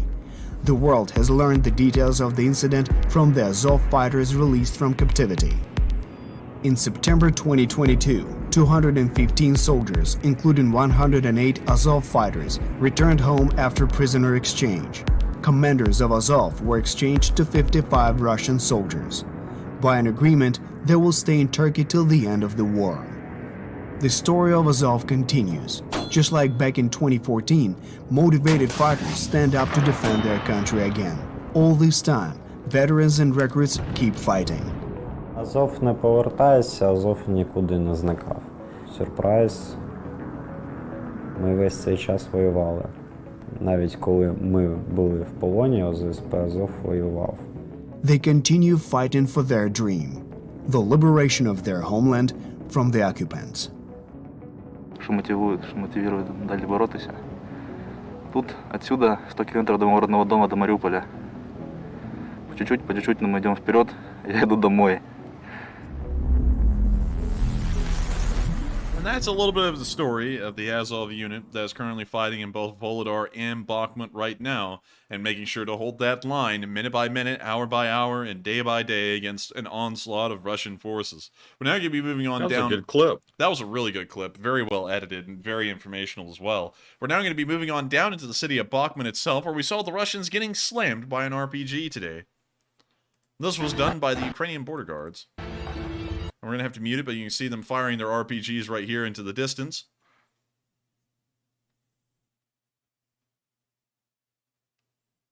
We see them lining up another one and getting ready to fire. And they fired it. The dog's just running around, just chilling with them like, hey, what are y'all doing? You see them firing their RPGs some more. And with that, that's the end of the clip, but very good to see that they're firing off their RPGs at the Russians, which may be holding those squads at bay wherever that fight is occurring in the city. Moving on to our next clip, we also saw the general in command of the defense of Bakhmut in these pictures, and also got some quotes from him here. According to General Alexander Syrsky, he said the main forces of the enemy in this direction are Wagner PMC. Without sparing anything, they lose considerable strength and exhale. Very soon, we'll take advantage of this opportunity, as we did near Kyiv, Kharkiv, Balaklia, and Kupiansk. And we can see right here several pictures from the ongoing battle in Bakhmut.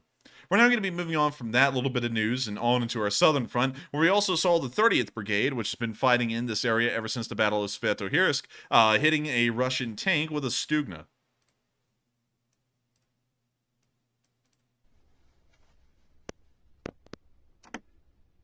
You can see them lining up the missile, firing it, and there it goes.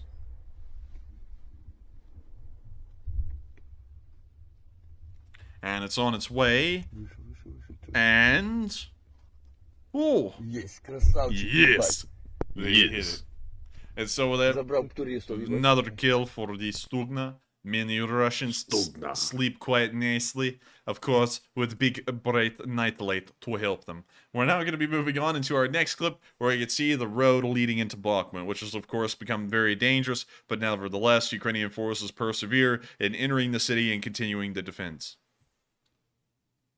Well, you see them driving. Hey, is that the temporary bridge right there that we saw a while back in another video? It sure is, actually. That is the temporary bridge. Huh.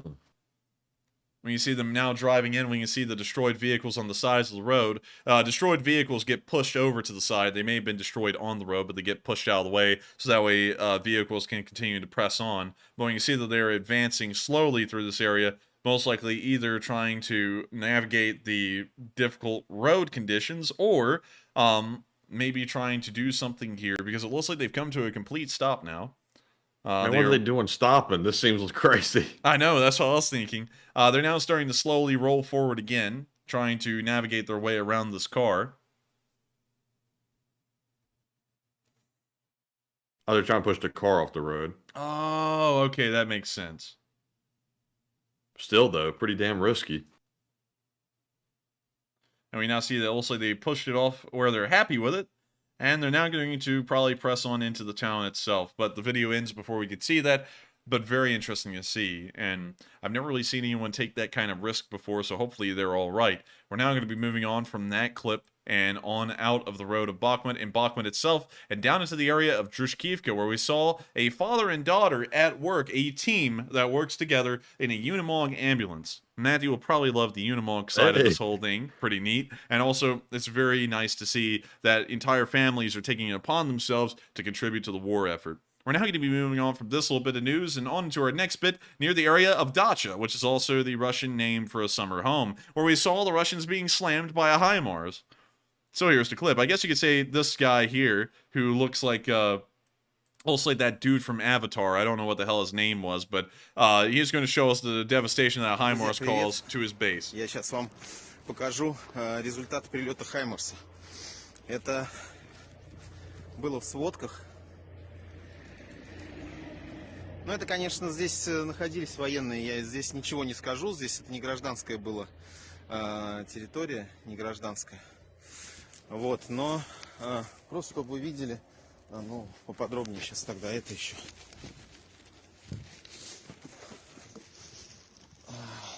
С другой стороны, вот так вот. Вот, смотрите. Вот, это HIMARS был. Вот такие разрушения. Здесь, да, были военные. Вот. Но, кстати, обошлось без жертв, как ни странно. Ну, ночью был прилет. Это было в сводках. Как я вам говорил, что то, что происходит вот на месте моей дислокации, что происходит, то и докладывается. То есть для меня это говорит ну, что это не выдуманная информация, не скрывается информация. Просто, может быть, какая-то не говорится из-за нее не то, что не актуальности, не важности. Любое, конечно. And I've been trying, I know that it's been a little quiet over here, and that's because I've been trying this whole entire time to read the subtitles, and I just can't because it's like in 240 or something down there. Robert Whitehead said, Texas Maury, I've been trying to figure that one out too. Ну, вот такой вот одна ракета. Такие разрушения здесь сделала. Все, друзья. And now all I can see is that that's it. That's all, friends. I was glad to tell you something X. How my wife called. I talked to, tell some. And so, in general, how much... I can't read it. But that's all. And then Santa Claus tells us goodbye. But yeah, HIMARS are getting them nice, and it's always good to hear. We're now going to be moving out of the Bakhmut area and down into the direction of Donetsk, where we also saw another Russian base being hit in Donetsk by the 15th Artillery Brigade. That's a copyright. We can see them lining up the shot, though. We can see some Scooby-Doo vans that appear to not be Scooby-Dooing anymore. We can see the base right here with a perimeter around it, actually. And the shots are about to start coming in. There's the first one, right in the dead center of the compound, waking up everyone to a violent explosion. And someone probably just went, Igor, you ate the beans, didn't you? And then the second shell hits the barracks, which makes sure that that question will remain unanswered.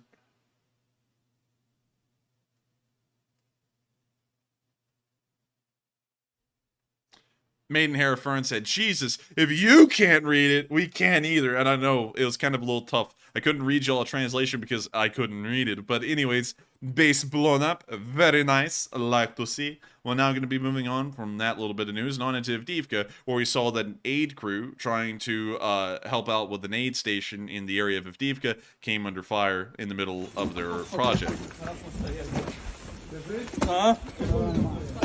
See them moving in the medical aid. We can hear the artillery starting to land nearby. And we can now see this aid crew trying to move into cover. We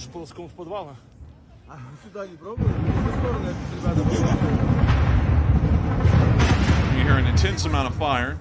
We now see the volunteers getting up and trying to get inside the building. With that, that's the end of the clip, but of course you can see the volunteers were in a very precarious situation right there. We're now going to be moving out of the city of Avdiivka and further on down the line into Marinka, where we saw a Humvee with a tow firing at the Russians. This is one of the few times we've ever seen a tow Humvee in operation in Ukraine. We're going to have to mute that, but we can see the Ukrainian here standing in front of the Humvee, making sure to pose for the camera. You always have to look good to the cameras. That is a requisite of modern war. We see him getting ready for the TOW to fire. The TOW is lining itself up. The TOW fires, and it's on its way.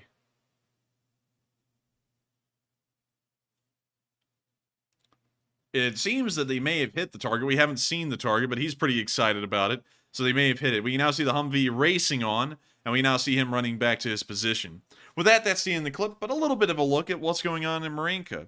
We're now going to be moving on down to Volodar, where we also saw Madyar has returned, this time in Volodar, and was able to hit a Russian vehicle. We can see the bomblet dropping right there. О, Джага. Hey, it's Madyar. Ти хмари, оце вкантачив, блін.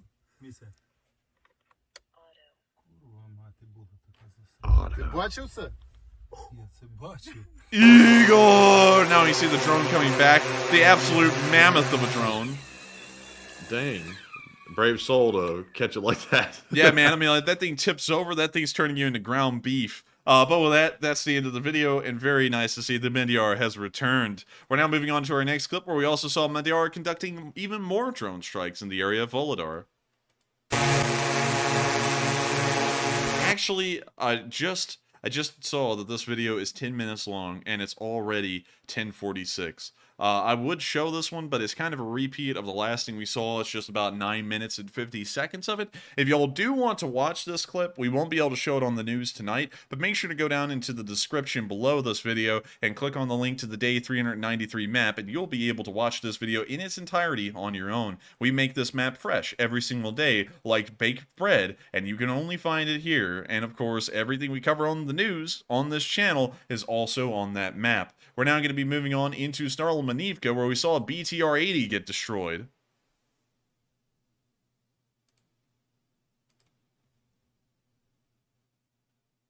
And there goes the BTR-80. It has been turned into pulled pork.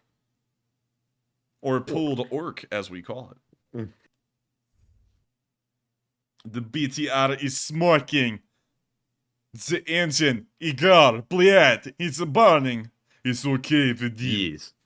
It's okay, Vadim. As long as you stay thirsty, we do not have to worry about preheating. Oh, bled. But anyways, with that, that's the end of the video, and the BTR-80 is gone. It's gone. We're now moving on out of the area and on into the area of Kherson. We'll be revisiting that Zaporizhia marker. In Kherson, we saw that a Russian commissar got ahead today. Oh, but this one's been marked as NSFW now, so we can't show that one, sadly. It wasn't NSFW earlier, but now it is, so I'm kind of scared. But a commissar of the Russian forces got blasted, and it was pretty interesting to see. Once again, go to the link in the description below to see this map, and you can watch that one for yourself. We're now going to be moving into Zaporizhia, where we saw that the Shahed attacks that were successful yesterday have, of course, caused a decent amount of damage to some civilian buildings, and we can now see the first responders, the rescue workers, moving into the building and trying to save anyone they can find. Таня, контроль верха. Есть. Все, вот это нормально. Вот, давай. Стоп. Вот эту давай еще. Давай. Еще. Ноги, достань ноги. Trying to lift a large concrete block. And it appears that they've gotten someone out of the rubble. Все, забрал. До нього йди. Вон мужик. Now they're getting shelled again. Something's landing in the area. Trying to treat the wounded immediately. Address their wounds and then get them on towards the hospital. Потрібно ДСНС, 4-й етаж, полум'я дуже велике і розгорається. Хтось є там? Тут що? Є хто? Є кого забрати? You see them searching the building, trying to find anyone who may have been injured. You can see an injured woman right here. Все, бабулька, нормально. І не таке You переживала. now see them getting them out of the Все, building. потихеньку, сейчас обуемся. Стабильно? Нормально? You now see them applying first aid and trying to get them on towards a hospital. But we can see that many people have been wounded in this building, but the rescue workers are trying their best to get them out. Да, сейчас возьмем. Так, что рука, бать? Нормально? Это тоже нормально. Все, так и держите. That's the end of the clip, but you got to give a huge credit to the the Ukrainian police and all of the rescue operators that have been working overtime throughout the entirety of this war to save the lives of as many citizens as possible. It is a tiring job. Of course, it's even hard to look at for me sometimes, but it's great to know that there are folks out there who are as selfless as them in making sure to save their own citizenry. And so with that, we have now covered all of the news top to bottom, north to south, east to west, inside of Ukraine and outside of Ukraine today. And so now it's time for us to move on up to Kyiv to cover the speech from President Volodymyr Zelenskyy here on day 393 of the war. And so without further ado, here is the speech. Бажаю здоров'я, шановні українці. Повернувся з Херсонщини. Мій день був присвячений передусім цій нашій області. Безпекова ситуація, наші відповіді на ворожі обстріли Херсонщини, контрбатарейна боротьба та все інше, що роблять наші воїни, щоб окупант знав, що терор ми не пробачимо і не забудемо. Сьогодні російська армія знов била по Херсонщині, ударила по Береславу, по місцевій адміністрації, по будинках, по музею. Навіть історичний музей в Береславі для Росії – це чомусь загроза. Абсолютно позбавлена розуму держава, суто держава-терорист, яку ми знешкодимо. Провів у Херсоні тривалу нараду з усіма, хто відповідає за область, за оборону, за соціальну ситуацію. Окремо і уважно розглянули енергетичну ситуацію, питання відновлення. На вільній території Херсонщини понад 50 сіл майже повністю зруйновані окупантом. Подекуди більш ніж 90% будівель у селах розбиті. Але навіть у такі села люди повертаються. І це доказ, що життя все одно перемагає. Сьогодні був в одному із найбільших таких сіл, Посад-Покровському, колись одному з найбільших до вторгнення Росії. І зробимо все, щоб це село знов було серед найбільших, зробимо все для відбудови наших територій. Я вдячний усім, хто допомагає відновлювати нормальність життя після російського зла. Усім, хто навіть у таких складних районах продовжує працювати і давати роботу усім, хто допомагає нашим воїнам. Особливо хочу подякувати кожному і кожній, хто задіяний у розмінуванні. Це приємно бачити, коли очищені від російських мін і снарядів поля Херсонщини знов обробляються, знов живуть. Звичайно, зараз таких земель ще небагато, і роботи для наших саперів та піротехніків ще вистачає, але я впевнений, що ми очистимо нашу землю від усіх смертоносних проявів Росії. Вся Україна буде жити. Вдячний Фінляндії, яка сьогодні оголосила про новий пакет безпекової підтримки. Серед іншого, це й машини для розмінування. Плюс, звичайно, вагомі речі для наших військових на передовій. Мав честь вручити сьогодні державні нагороди нашим воїнам, які відзначились в обороні Херсонської області і всієї України. Дорогою в потязі нашої Укрзалізниці, до речі, я дякую всій команді нашої міцної залізниці, онлайн взяв участь у засіданні Європейської Ради, яке відбулось в Брюсселі за участі лідерів усіх держав ЄС і пана президента Євроради Шарля Мішеля. Був дуже конкретним у цьому зверненні. Відзначив сильні кроки партнерів та відзначив речі, які поки що, на жаль, не дозволяють нам прискорити звільнення територій, не дозволяють прискорити завершення війни. Передусім, це постачання більш дієвої зброї нашим воїнам, далекобійної зброї і сучасних літаків. Щодо чого, поки бачимо певне затягування рішень партнерів. Також важливо рухатись активніше у напрямку нових і потужніших санкцій проти Росії за терор та нових кроків у нашій українській інтеграції зі структурами Євросоюзу. Я впевнений, партнери почули позицію України. Ще одне, сьогодні маємо результат, заради якого працювали вже певний час. Підписано угоду про відкриття представництва в Україні Міжнародного кримінального суду. Цей крок дозволить міжнародній юстиції стати ще активнішою в розслідуванні злочинів російських військових на нашій українській землі. Я дякую усій команді МКС, Офісу Генерального прокурора, нашим партнерам, усім, хто допомагає роботі міжнародної юстиції, розслідуванню російських злочинів проти України і українців. Слава усім, хто зараз в бою за свободу. Слава кожному і кожній, хто захищає нашу Херсонщину, нашу Миколаївщину, Одещину, Дніпропетровщину, Запоріжжя, Донбас, Харківщину, Сумщину, Чернігівщину та всю нашу Україну. Слава Україні! So with that, that is the end of the speech from President Volodymyr Zelenskyy here on day 393 of the news of the war in Ukraine. And of course, that wraps up our news summary for the night. I thank you all so much once again for watching this news segment. If y'all did enjoy, make sure to hit a like, make sure to leave a comment, and make sure to subscribe. Make sure to tap that subscribe button very politely and very nice-like, because it helps this channel to keep on growing, and it helps the Leaf Spring Army to spread what we do. We run Sunday fundraisers every single week. We've never missed a single one, and so far we've raised $890,000 in support of Ukraine, and we're only getting just a few $10,000, really more like $100,000 away from finally raising $1 million. Math is still something that eludes me, but one day we'll figure it out. But with that, thank you all once again. We're now moving into the question segment where we're going to cover all of our polls. We're going to also address all of the super chats that have been sent in tonight, and also all the ones that were sent in last night as well. And then we'll be addressing all the live chats that we can, although I feel like tonight we're probably only going to be getting to a small number of them, because there's so much we have to do to cover for what happened last night. But, knock on wood, it looks like our security features are doing quite well. Oh, I do know a thing or two because I've seen a thing or two. Oh, very good, very good. And so with that, let's get on into the polls. All right, so we have 4 polls to address, and the very first one says, is China creating a new Asia-centric global alliance to rival NATO in the future? It looks like 44% said yes, China has a new strategy now. 22% said it's possible, but we'll see. And 30% said no, China is only using Russia and others. And 4% said unsure. And on this one, I think that, like I said earlier, China has a new strategy now, and they're looking to try to create an alliance.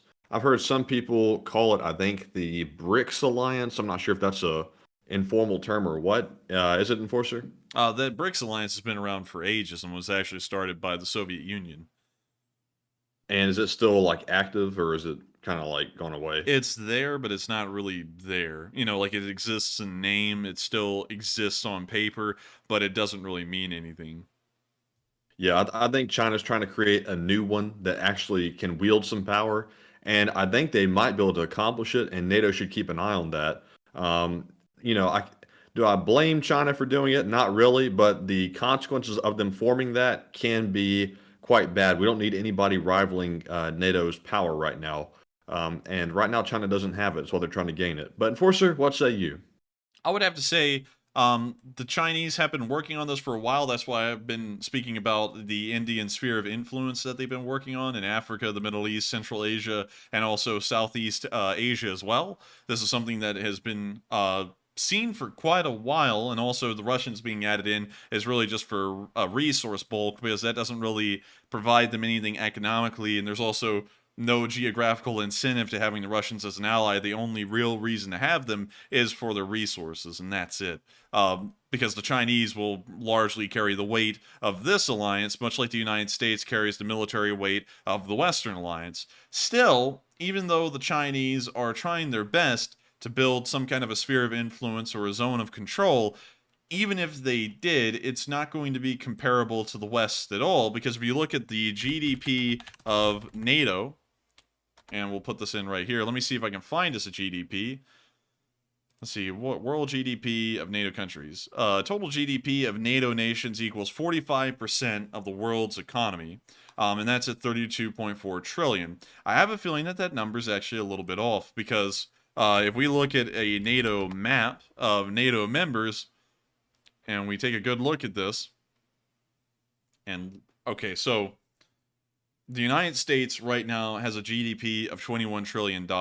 So they're saying that including the United States in this NATO number, it's only 18.35 trillion according to Nation Master, which would be off because that's even smaller than the US GDP.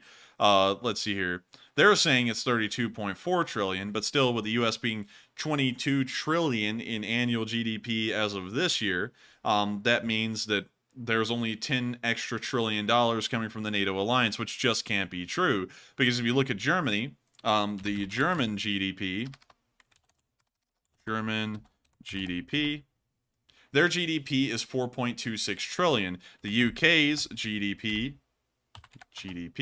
is 3.13 trillion. France's GDP is also fairly similar at around 2.958 trillion GDP. So if you add those together, and let me just throw those up real quick. 2.9 plus 3.1. Oh, did that one wrong. 3.1 plus 4.3. We'll round that one up. You get an additional 10.3 trillion right there just from those additional 3 NATO countries. And that does not even include Belgium, the Netherlands, Spain, Portugal, Italy, Turkey, any of the Baltic states that are a member of NATO, Poland, the Czechs, the Slovakians, the Hungarians, any of the Baltic states, any of the Scandinavian countries that either are in NATO right now or will be in NATO in the future. I would take a pot shot at it. I would say that the GDP of NATO is actually probably somewhere around $40 trillion, although I can't really back that up with exact numbers at this moment. The Chinese on their own have a GDP of around $17 trillion right now, really more like 18 trillion. And if they add in the Russians, that goes up to a whopping $19 trillion in GDP. So you can see that adding the Russians in doesn't really give them a lot of economic leverage. They're still about less than half the size. They're 40% the size of NATO by just economic margins, not military margins. And of course, as y'all have seen, raw military numbers, like having 5 million guys in your military, doesn't really mean anything if they don't have good equipment. So that doesn't really matter. It's more about how much money you have. Now, something that you haven't considered, I don't think, before, is China's military spending is much lower than ours. But that's kind of deceiving, though, because over here in the U.S., we buy military equipment at an exorbitant rate because it's jacked up. There's people making extra money, that way too much profit on that equipment, and all kinds of, I'm not even going to go into all that. Y'all know what goes on with military spending. But over in China, I don't think they have that same problem. I think they buy equipment a lot cheaper than we can buy it, because they manufacture it there, and also they have a whole different system of government, so they kind of own the companies that are also making the equipment as well. So you're telling me there's no corruption in the military acquisition programs of the Chinese military? Oh, there's corruption, but not nearly to the level it is, here in the U.S. I would doubt that. Me personally, I would doubt that. No, because if the U.S. owned Lockheed and it was a state-owned company, we would not be buying the equipment at such exorbitant profit rates like that. Are you sure? Positive. I'm pretty sure we would. Why would the government screw themselves over like that? To pay off people who have gotten diplomatic favors to be in the positions where they run those companies. Yeah, but that's somewhat speculation, though, because China has a lot of equipment. Like, what are their numbers compared to ours? Like Russia's numbers they have 12,000 tanks compared to our 6,000, but how many of those really work? And how many of them are even good? For example, like, how many tanks does China have compared to the U.S.? How many tanks does China have? Let's see. They have, how many armored tanks does China have? Let's see. Not the United States or Russia. Altogether possessing around 6,900 tanks. But we have about that many tanks as well. Exactly. That's my point, though. They spend a lot less on their national defense budget than we do, but they have almost the same amount of equipment. And we also have old tanks like we just looked at yesterday in our storage as well, and we're counting that in our number for equipment also. I think that China spending less has almost about the same that the United States has for various reasons. And, well, yeah, but, at the same time, things still cost money. And if you look at what the bulk of the Chinese armored forces are made up of, which is these lighter ZTZ-96 tanks, which are main battle tanks, but they're fairly light, only coming out of 40 tons. They share a very Soviet-esque design philosophy behind them, with a 3-man crew, a driver, a gunner, and a commander. It has an autoloader. It almost operates like a T-72, and it's just a modernized version of a T-72 again for the most part in terms of its design. And that, once again, is supposed to be comparing to an M1 Abrams. It's a bit of a stretch, because this thing would not be able to stand up to an Abrams. It would be like a T-72 going up against an Abrams. It would be slammed into the high oblivion if it went up against anything from the West. So while they're able to, once again, like the Russians, pump up massive numbers of vehicles and equipment, the quality isn't there. Like, this is not a quality tank. It looks cool, it looks modern, but underneath it, you can tell it's pretty much just a carbon copy of a T-72 or something similar. Oh, and I agree with that. I think that their equipment probably is of lesser quality, but it's not so bad as in we should like totally ignore the threat, because I think a lot of people underestimate China. Their equipment is slightly worse than the U.S., but it's not that worse. Well, I mean, yeah, well, I mean, like, you know, they have 900 of these tanks. Almost 1,000 of them are older tanks, like the Type 88 right here. And tell me that doesn't look like something that we were just laughing at the Russians sending to the front lines yesterday. That is almost a carbon copy of a T-54. Oh, yeah, but I mean, if you go back and even look at our older tanks that we have in our storage, I mean, you could argue the same thing. An M1A1 Abrams is old? Well, no, not the Abrams. That tank you just showed me a minute ago is much older than the Abrams. Well, yeah, but you're saying if we went back into our storage and found old tanks, they would be comparable. This is the oldest tank we have in storage, rather than the M60 drones we use for target practice. Yeah, but I mean, we're counting the M60s in our tank inventory, though. No, we're So not. that's in our total number. No, how many tanks does the U.S. have in service? We have something like 6,000 M1 Abrams in service right now. So let me go. Wait, is that 5,500? That right I saw there. a number Yeah, up there. 5,500. So let's see here. And China had how many again? China has, let's see here. That number was different yesterday, by the way. This is coming from Visual Capitalist, and the other day it was like 6,600, and you know, like right here on Nation Master, it says we have 8,725 tanks, and that was in 2011. So I don't know what the actual number is, because it looks like everyone's getting a different number, but yesterday it was around 6,612, I believe.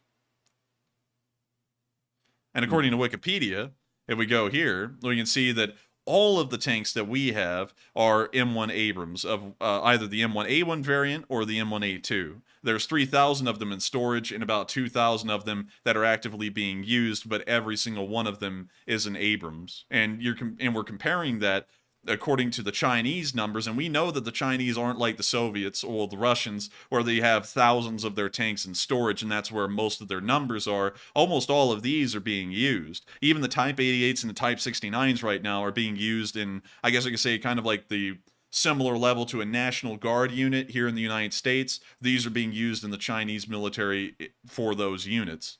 And these above there on the right, it says retired from active service. But they're still reserve and training units, which they're active in. And so if they ever go to war, these, like the Russians start using their training tanks in Ukraine, these would probably be moved slowly from the training fields and onto the battlefield, like ours. You know, because even if we have 3,000 of them in storage and some of them are used for training, they'll eventually come out of storage in a war and onto the field. Maybe so, but my overall point is that even though China, you know, is not as strong of a fighting force as the U.S., it's only by a slim margin. And my point is that we should always take the Chinese threat seriously and don't underestimate it, because that's why we're starting to slip in global power like right now, because we're underestimating that threat. We should run a poll on this. Let's run a poll, because I would like to know what the live chat's thinking about, because I'm pretty adamant. The United States doesn't even, the China doesn't even compare to the United States militarily. That's my opinion, because and right now we're talking about the ground forces. We're not even talking about what would have to happen until the ground forces got involved, and that's the U.S. Navy going up against the People's Liberation Army Navy, and then that's a whole other can of worms as well about how good their Navy is compared to ours. So, you know, I would like to see what the live chat thinks about, because I think we could go on this one all night.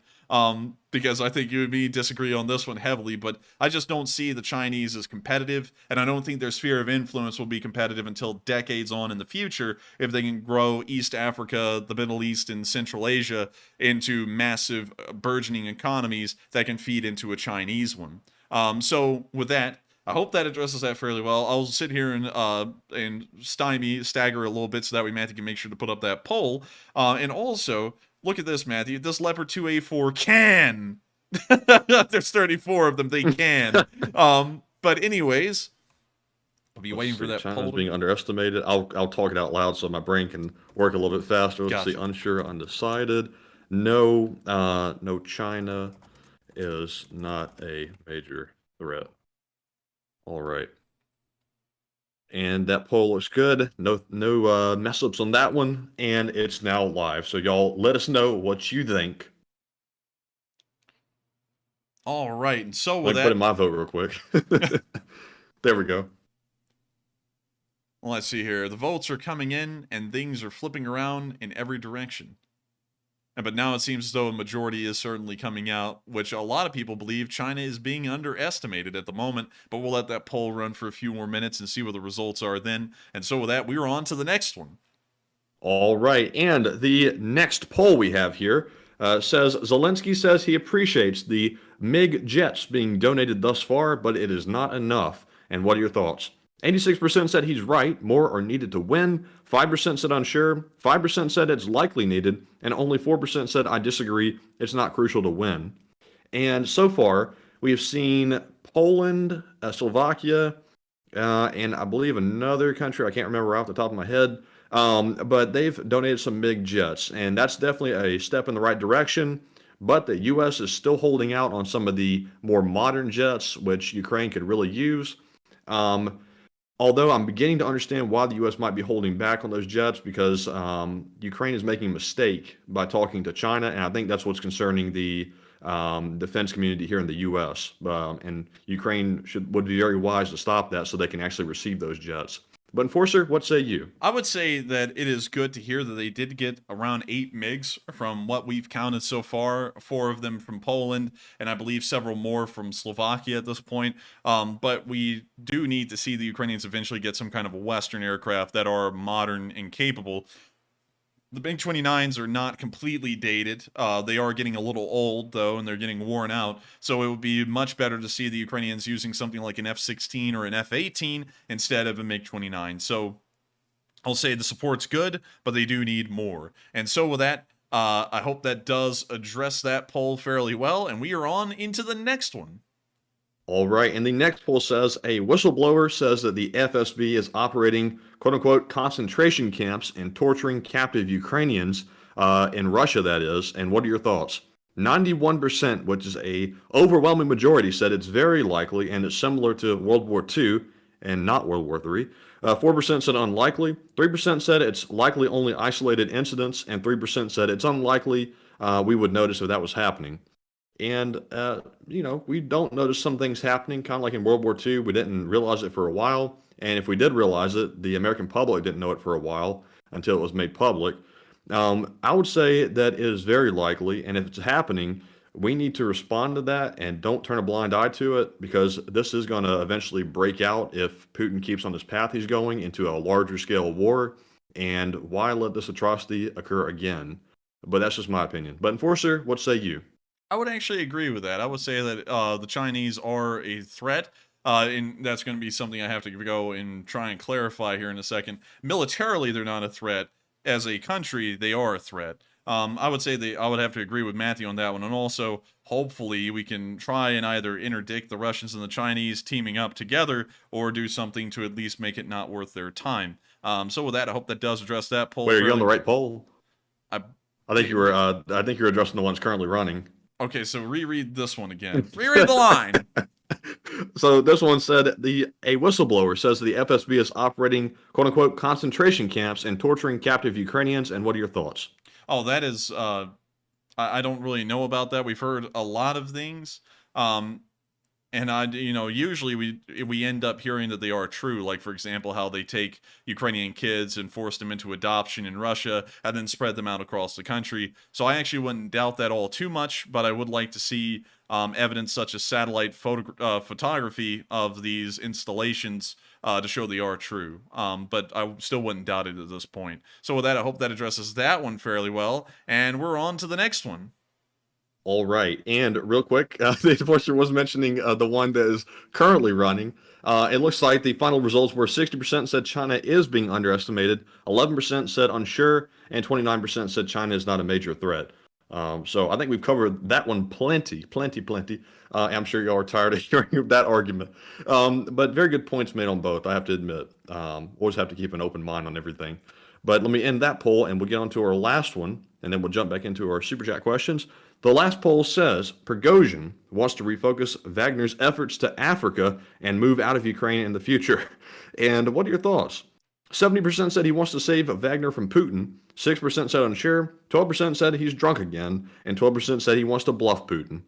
And I think very clearly Prighozin has realized that Putin is not going to be his friend, so he wants to run off to a whole different continent, which says a lot. But Enforcer, what say you? Блядь, NetSec want to go to Africa, please. You want to, not be in slaughterhouse, bled.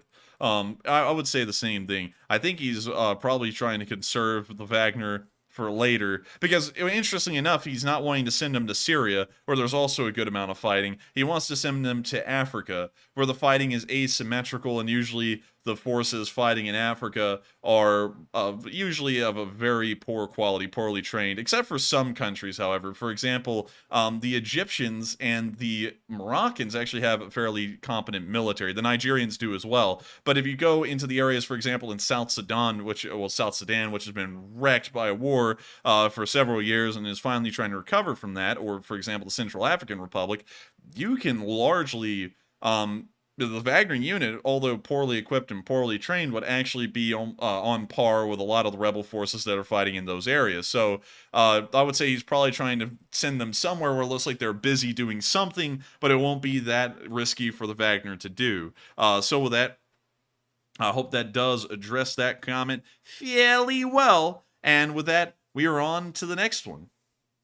All right, and we are hopping into our Super Chat questions.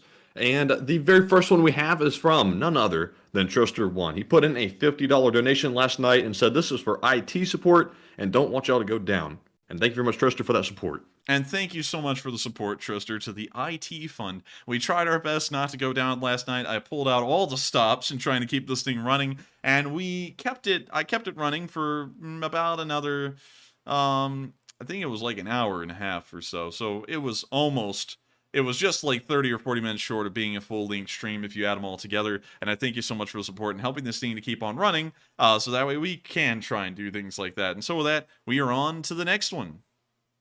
And I have to say, Truster, I'm very happy that my countermeasures actually worked today. I was kind of curious to see if they would. And also, I think the perpetrator has realized that if he does it again, he could be in some serious trouble because we can confirm who it is.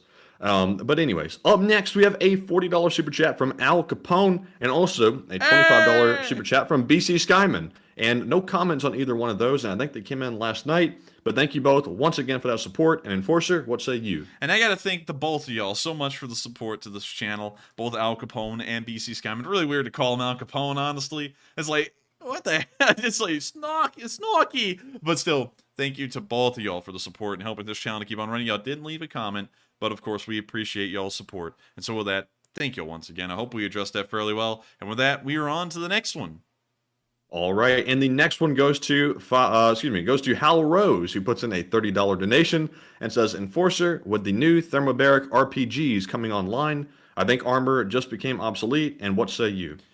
I would say, first, thank you for the support, and the second thing I would say is that a thermobaric RPG, that seems more so of an anti-infantry kind of thing. I don't think it will work that well against a tank, but then again, I don't really know what the warhead looks like or what its actual goal is. So it may, I don't know. It's just that usually thermobarics are kind of like an anti-personnel thing more so than an anti-vehicle kind of thing. But with that, I thank you so much once again for the support. I hope that does address that question fairly well. And with that, we are on to the next one. All right. And let's see here. The next one is from Margaret Hemsley, who puts in a $25 donation and says, I've been paid. So you can get some money for your Spot the Bot fund and give Corgi Enforcer a hug from me. And I have to say that poor old Corgi, he's been sort of pouting all day because he got in trouble for barking earlier. So he's not in the best of moods today, but we'll give him a hug and try to comfort him a little bit. But thank you for the support. And I got to thank you so much for the support, Margaret Hemsley. And of course, thank you for thinking about we Miss a Wurg. Miss a Wurg is a precious baby. And I love that dog. I love Sheba and Mr. Corgi so much. It's just that y'all have only seen Mr. Corgi. And I will make sure to give him I actually gave him a hug before the stream today because I love that little dog. And I just love seeing him around. So I did already give him a hug. But still, thank you so much once again for support and helping this channel to keep on running. And so with that, we are on to the next one.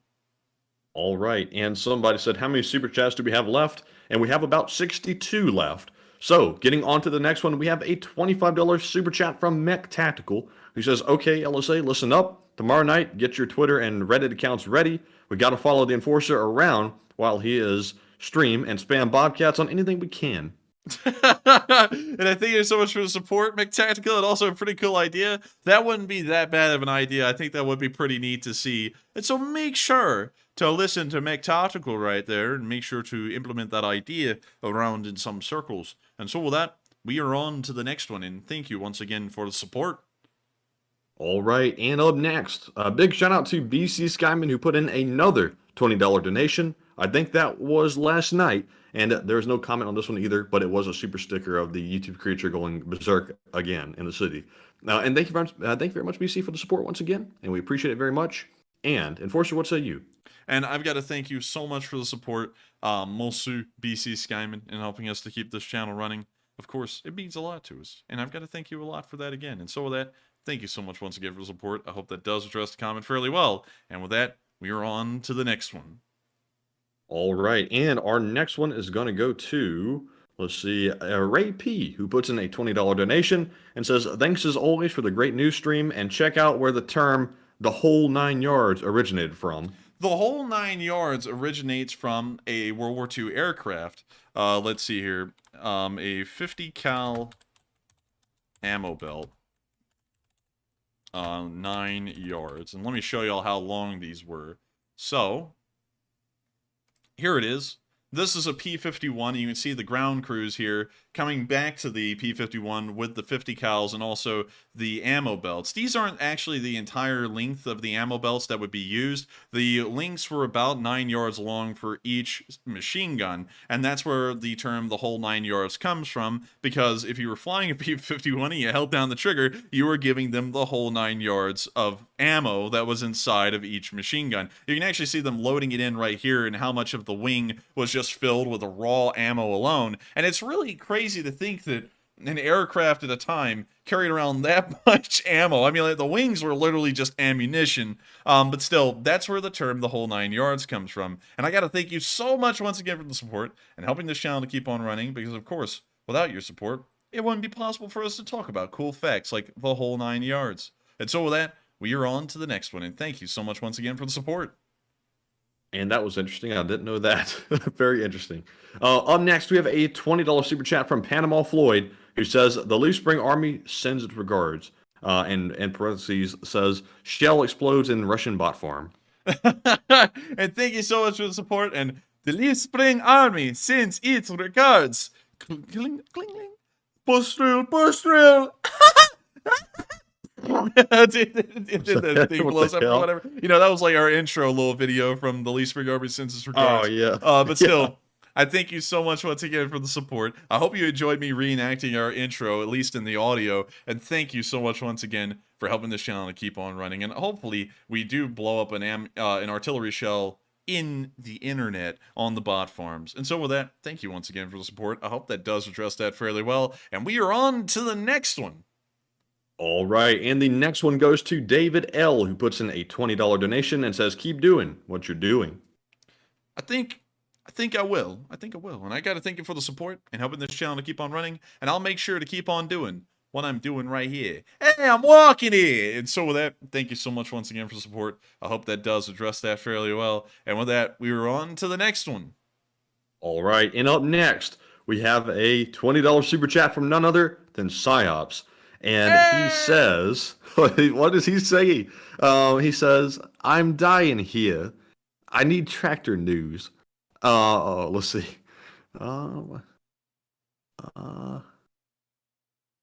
I don't know what this means. Psyops is like getting very creative with what he's saying these days. Like I don't know how to interpret it. So I'm sending this one over to review as we speak. I already had my phone out getting it ready because I was like, this is going to review. I know it. So let me check it. Let's see. My also. Okay, so I'll read it. I think I think I understand what it means here.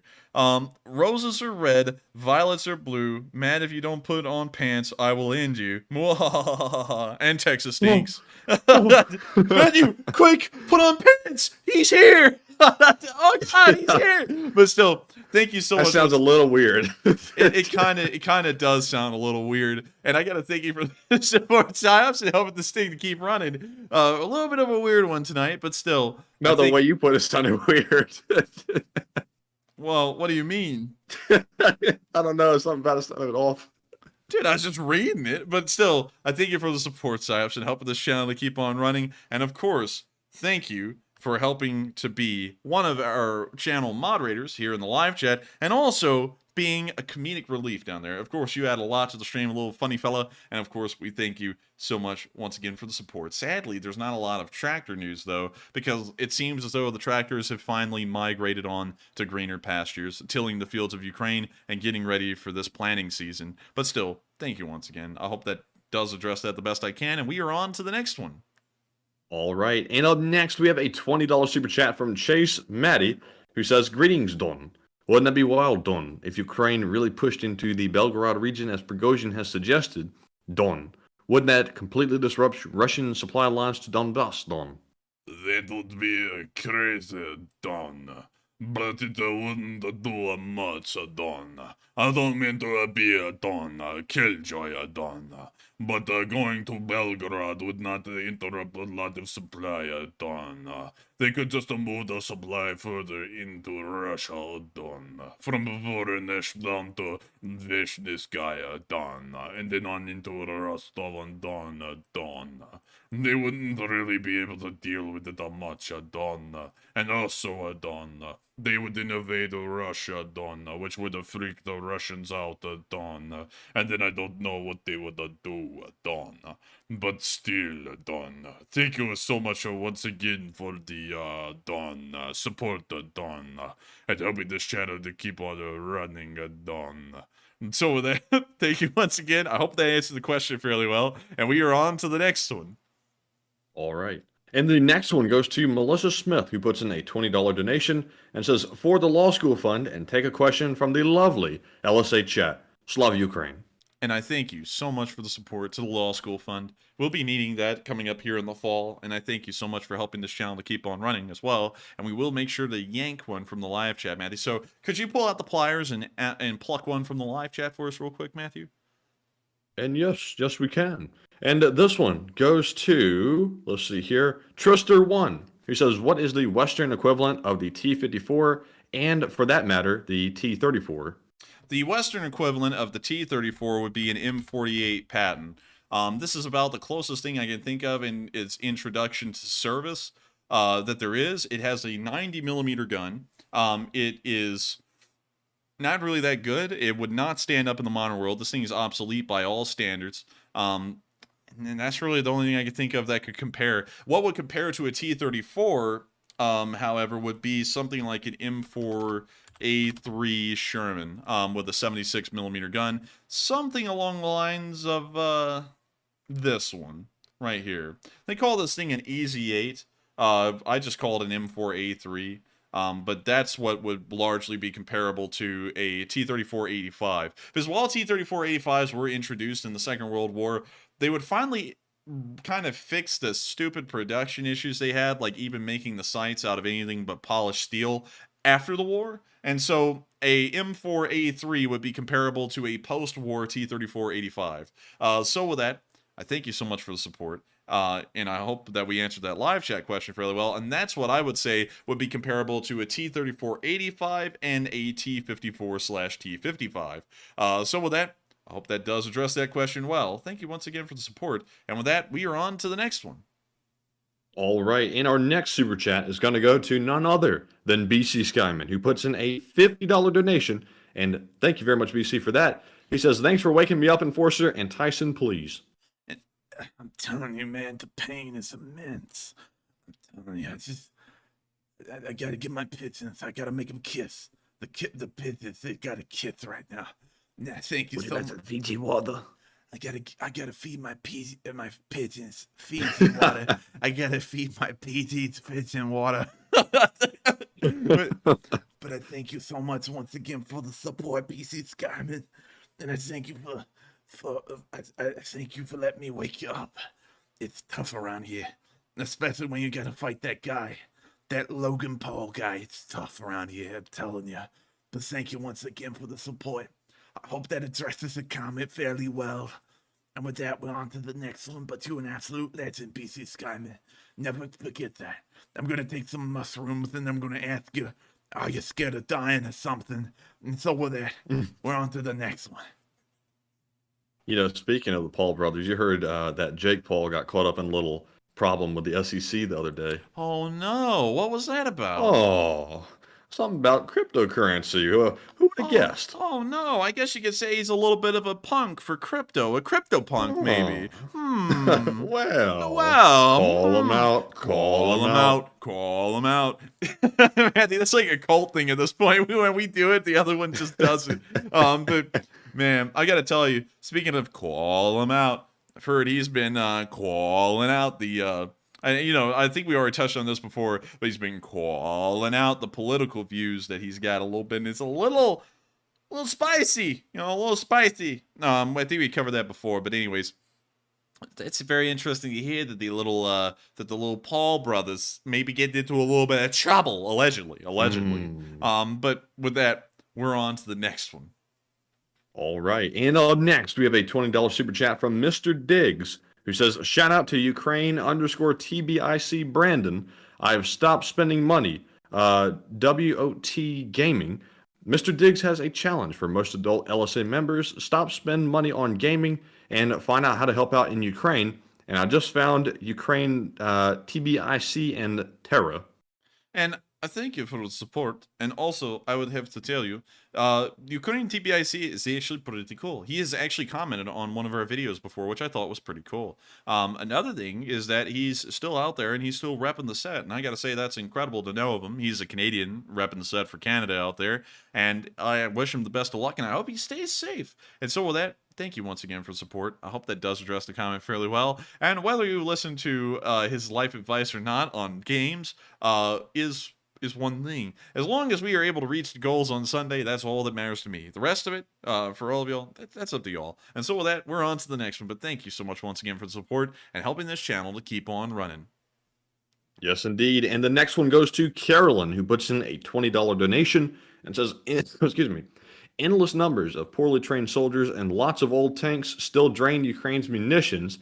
Is that a strategy, or is Russia sending the best they have? And thanks, guys. And I thank you so much for the support. Russia is sending the best they have. There's no such thing as they're sending their worst to waste Ukraine's ammo and then they send in the best, because as the war is going on, they went from using T-90s, T-72B3s, and T-80 BVMs and T-80Us, which are the best tanks in their army, to now they're using T-62Ms, T-72Bs, and T-72As. They're also not using T-90s anymore, hardly, and if you see one, it's rare. They're bringing in T-55s, so it's more of a matter of this is the best they got. They're not trying to waste Ukraine's ammo, although that's what it will end up doing, but there's nothing behind that where they wear down Ukraine's ammo and then go, okay, let's send in the good stuff, because the good stuff was destroyed almost a year ago. So with that, I thank you once again for support. I hope that does address the comment fairly well. And with that, we are on to the next one. And this one goes to Marion Deemert, who puts in a $20 donation and says, "May your LSA crew stay safe and happy. Mick Ranger is a wealth of information. Say thanks to him for me." And yes, big thanks to Mick. I just saw something he put very interesting, a piece of news in the live chat there, and I'm going to be checking that out in the background while the enforcer answers this question. And I got to thank you so much for the support, Marion. Of course, I want to thank Mick Ranger for being an old god on this channel and also a wealth of information. He's a pretty cool dude all around. And I got to say, it's pretty cool. That's all I got to say. What, you got a problem with it or something? I'm just kidding with you.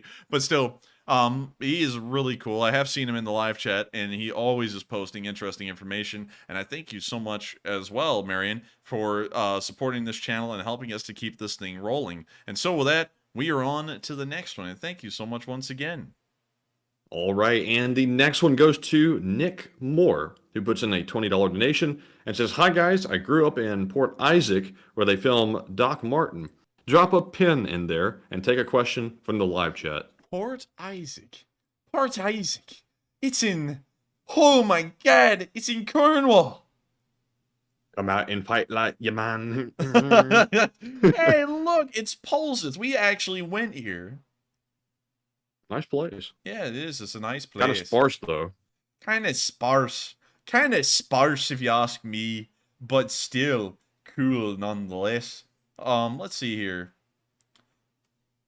I'm trying to think. I think we actually stayed somewhere around here. I don't know. Anyways, let's go to Port Isaac. Isaac!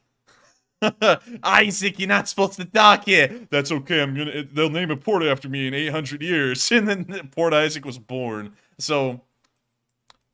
Oh, look, little people. They're little people. They're tiny people. I don't know why I'm speaking like I'm Irish. I'm sorry. I remember why they stopped and stared at that car, because these roads are so narrow, you really could not walk while a car was going down the street. Very true. Very true. You can't walk down these streets. Let's go up here to the square. To the town square. And look at this nice place. It's so nice. Oh, man, I remember walking. There's that restaurant we ate at. This one?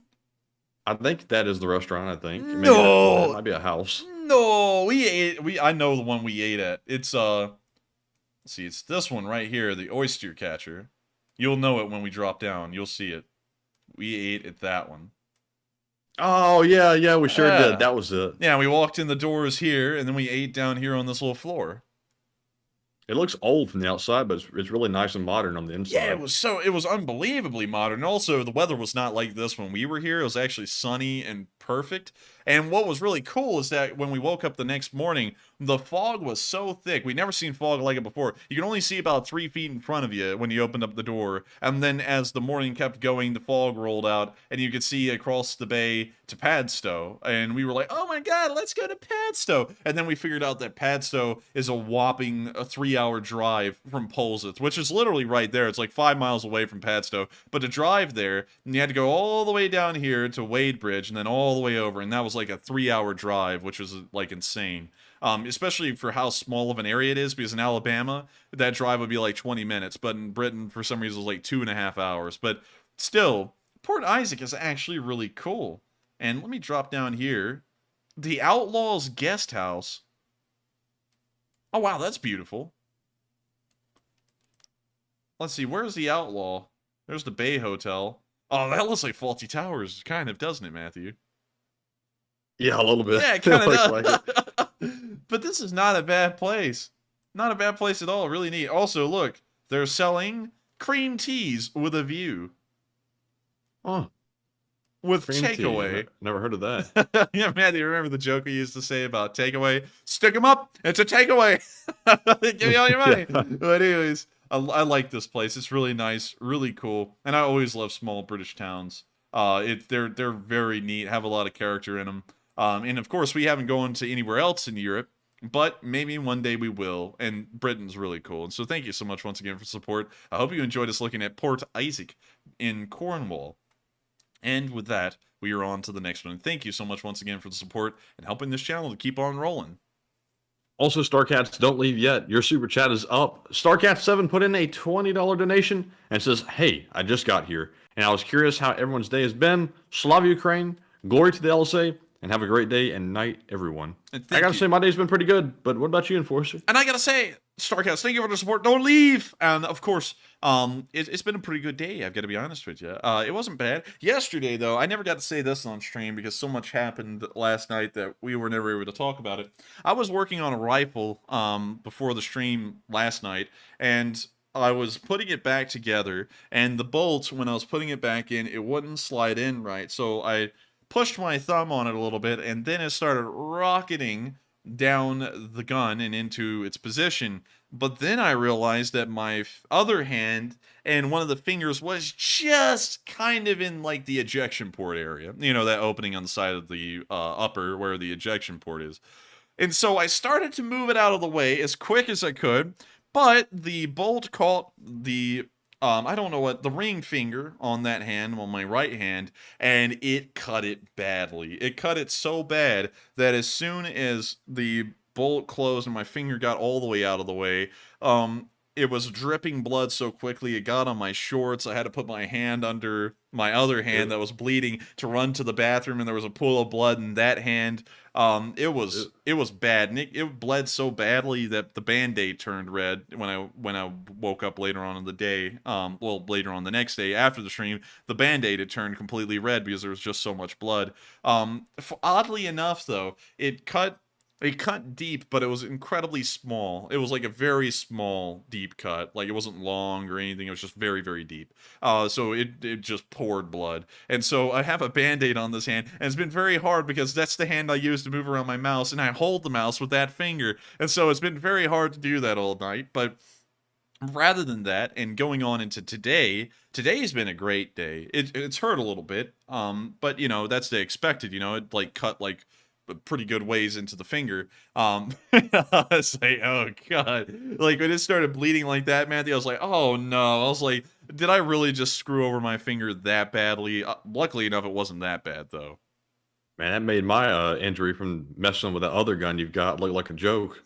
Man, I'm telling you, I've messed up my hand a couple of times messing with guns. One time I was actually messing around with a Brown Bess the first time I got it, and I for some reason did something with the flint, and the flint flicked forward.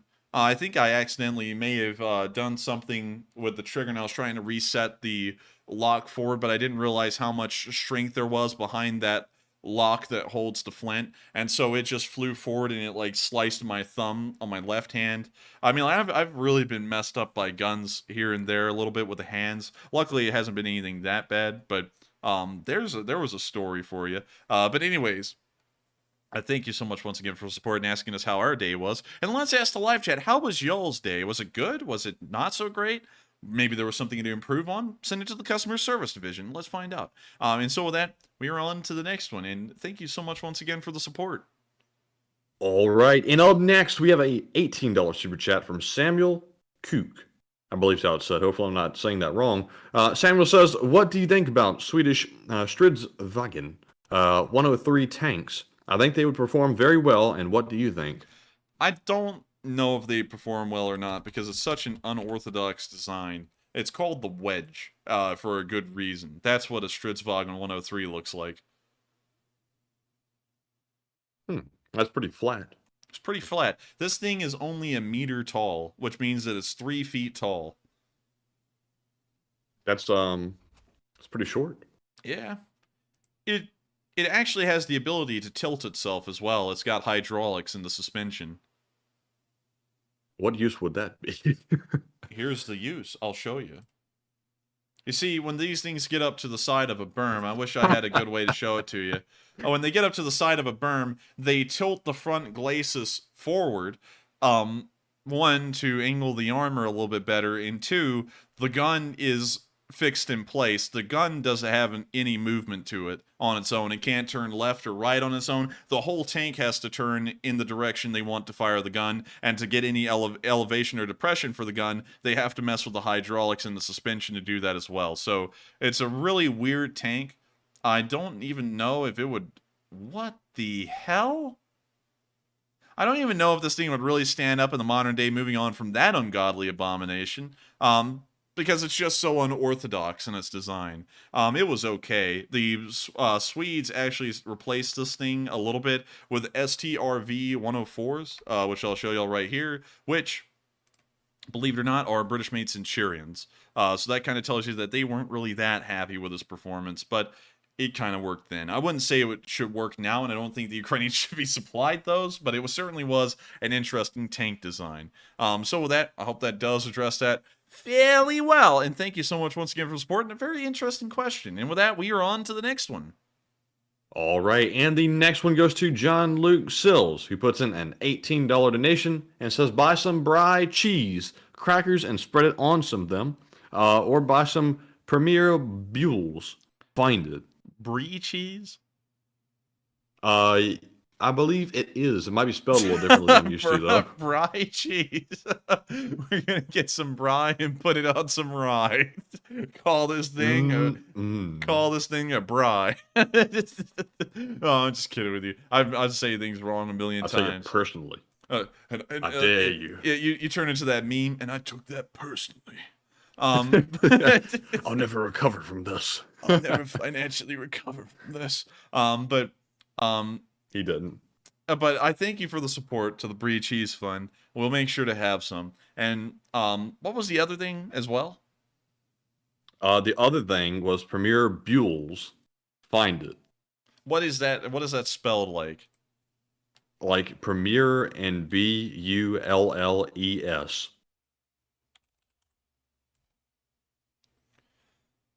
Seller for up to 5. This is some kind of an alcohol. I think it's champagne.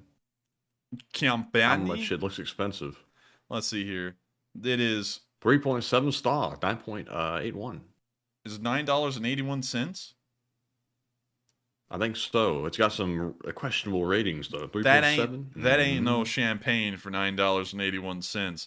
This is that cask wine. I don't know if it is, but we'll find out. Let's see here.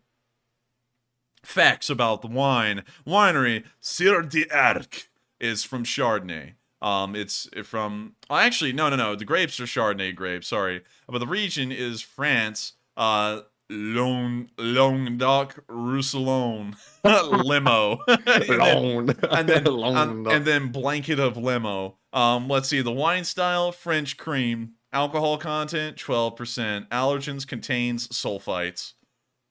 And it looks like the ratings for the vintage get worse and worse as it gets older and older. Well, actually, no. Actually, the 2015 and 14s were not that bad according to the wine critics. But show all. Show all. Show off? No, show all. The button under 2010. Here we go. Not enough ratings yet for most of them, me boy. Oh, dang, it's been around since 1900. 1900? No, this is like, that's why there's no ratings available. It didn't exist back then. Man, someone in 1900 said, I would rate this wine if only I had internet. And then they just poured it down a sink or something. But anyways, very interesting. It says that it's bold, acidic, and fizzy for the most part. I don't know what... roasting me for saying it looked expensive, and it's like somebody said that's some cheap shit. Oh man, this is the kind of stuff you pour in one of those leather sacks from the Middle Ages, and you drink out of it all day. That's what this is. But I do thank you so much for the support and giving us the suggestion. I'm not one to drink, actually. I am old enough to drink. Don't really drink though. But I do thank you for the support, and I will see about it. It's actually called it vinegar. Oh my god. It's good lord. What is the most expensive wine? What is the most expensive wine ever? Oh my god. Good lord. $500,000. Goodness. 1940. I'm not drinking anything from 1945 and 2023. That's not happening. I don't care how expensive it is. Man, I'm telling you, I'm not drinking anything that was made in France. Period. I'm just kidding. But French people are gonna be like, "What do you mean?" I'm just kidding. It's a prank. Calm down. It's a prank. But golly, I could not justify $500,000 on a bottle. The president working a full year, his salary wouldn't buy this wine. What do you mean? It's a bottle. No, you can't have it, man. But anyways, this is something. But still, thank you for the support. I hope we addressed that fairly well. We're on to the next one. All right. All right. And up next, there's something on the floor over here. I'm trying to find out what that was. Just ran up underneath the cabinet over there. But here, anyways, take the shotgun. If you hear me freak out, it could be something running out. But we have a $12 super chat from Margaret Hemsley, who says, "I'm looking forward to today's chat. You guys rock, and LSA." And thank you for the support. I hope you were looking forward to today's chat, because we're chatting it up. And thank you so much once again, Margaret, for helping this channel to keep on running. And being an old guard that has been around for literal ages at this point. And so with that, we are on to the next one. And thank you so much once again for the support. Marion actually said no one can justify that cost. There are things I don't understand the cost of, and that's one of them. It's like it's a wine, you know. It's like they can only get so neat before they just become outrageously overpriced for the hell of it. But with that, we're on to the next one. All right, and up next, we have a $10 super chat from Secular Sakai, who says, "Do you know any soldiers who may be interested in speaking with a Taiwanese contact of mine to acquire Taiwanese drones instead of Chinese and Slavia Ukraine?" I do. I actually do know some. So if you could reach out to me on my Discord after the stream and let me know, hey, this is the guy from the stream, you know, who was talking about the drones from Taiwan. I know a guy who would want one. So with that, I thank you for the support. I hope that does address the comment fairly well. And with that, we're on to the next one. And the next one goes to Psyops, who puts in a $10 donation. He says, "Can you zoom in on the orcs' new T-54s? I could have sworn that I saw caskets. Let me know if I'm wrong." And muhaha, muha Gah. Isn't that like that Klingon food? I thought you said gah or something like that. A true Klingon eats gah or whatever the hell they'd say in that show. I don't know how you remember that, but it rings a bell. You remember Riker being on the Klingon ship? You know, he had to do all the stupid trial by combat things and all. I mean, like, that episode was just kind of a little weird, you know, not gonna lie. Like, anyways, moving on from that rabbit hole, which was about to become a big one. I thank you so much for the support. And also, I would say, yes, there were coffins on those. They have built-in coffins. It's called the crew compartment. And so with that, thank you so much once again for the support. I hope that does address that fairly well. And we're on to the next one. And up next, we have another $10 super chat from Psyops. He says, "That's not dust on the T-54s. That's the previous crew." And this time he puts muhaha. Oh my god, that's kind of brutal. Imagine, though, if it was. Dusted T-54, dusted with... I wonder how a chef would describe that at, like, a 5-star restaurant. Dusted Homo sapien on a T-54 or something like that. But still, thank you so much for the support sign-ups, and I hope we addressed that fairly well. And with that, we're on to the next one. And up next, we have a $10 super chat from Cliff H, who says, "Enforcer Matt's alternative call sign, pole dancer." Oh, damn. Whoa. Thank you, Whoa. I guess. Whoa, hey. I took that pushing, buddy. And I took that personally. Dude, that rat meme, though, that we put up on Twitter, that's a perfect reaction for him. Show it. Let me show it. Man, we get a kick out of this rat meme thing. I don't know where we found it, but it's hilarious as hell. Look at that rat. There it is. Oh my god. That was my reaction to you reading off that super chat, man. I did that. I was like, oh. It's like, you read that? But still, thank you for the support, and we're on to the next one. There's not really a lot I could say on that one. And up next, we have a $10 super chat from G-Man is Watching, who says, "Slava LSA and Rabbit Hole." Let's see here. Rabbit Hole. I was just making sure it wasn't political. SCOTUS. Jack Daniels Properties versus VIP Products. Trademark infringement for Bad Spaniels #2. What say Mr. Corgi or you? As future lawyers, SCOTUS blog has a short synopsis. Well, I thank you for the support. In my opinion, I believe that the Bad Spaniels Chewy toy. Have you seen it, Matthew? Do you know what he's talking about? Is it? Show me. I think I do. It is the Bad Spaniels dog toy right here, which is a parody, a parody of the Jack Daniels bottle, as you can see right here. Oh, come on. They're suing over that. Yeah, they're suing over that. I think that's outrageous. I think that's a baseless lawsuit because parody is protected as Allegedly. Well, allegedly, a parody is protected as a constitutional right, and that's been laid out in case law already, from what I understand. That's why you see so many parodies all over the place. Although they can sue, they can try and sue, and if they are able to say that it's so similar to theirs, they can have it, taken down, or they can get some kind of royalties off of it. But still, I don't really see it on this one, considering that it's a play on a dog toy, a Chewy dog toy. I don't really see it. It seems like a fair parody in my opinion. But I don't know what the Supreme Court has to say about it, so, let's see. Supreme Court humors itself as it considers whether Jack Daniels can, ... like that doesn't really sound like it's entitled to me, to be honest. The Supreme Court could be deciding all kinds of crap, but we're going to look at this dog toy. It's like, take that to an inferior court. Yeah, it's like, show the picture of the comparison again.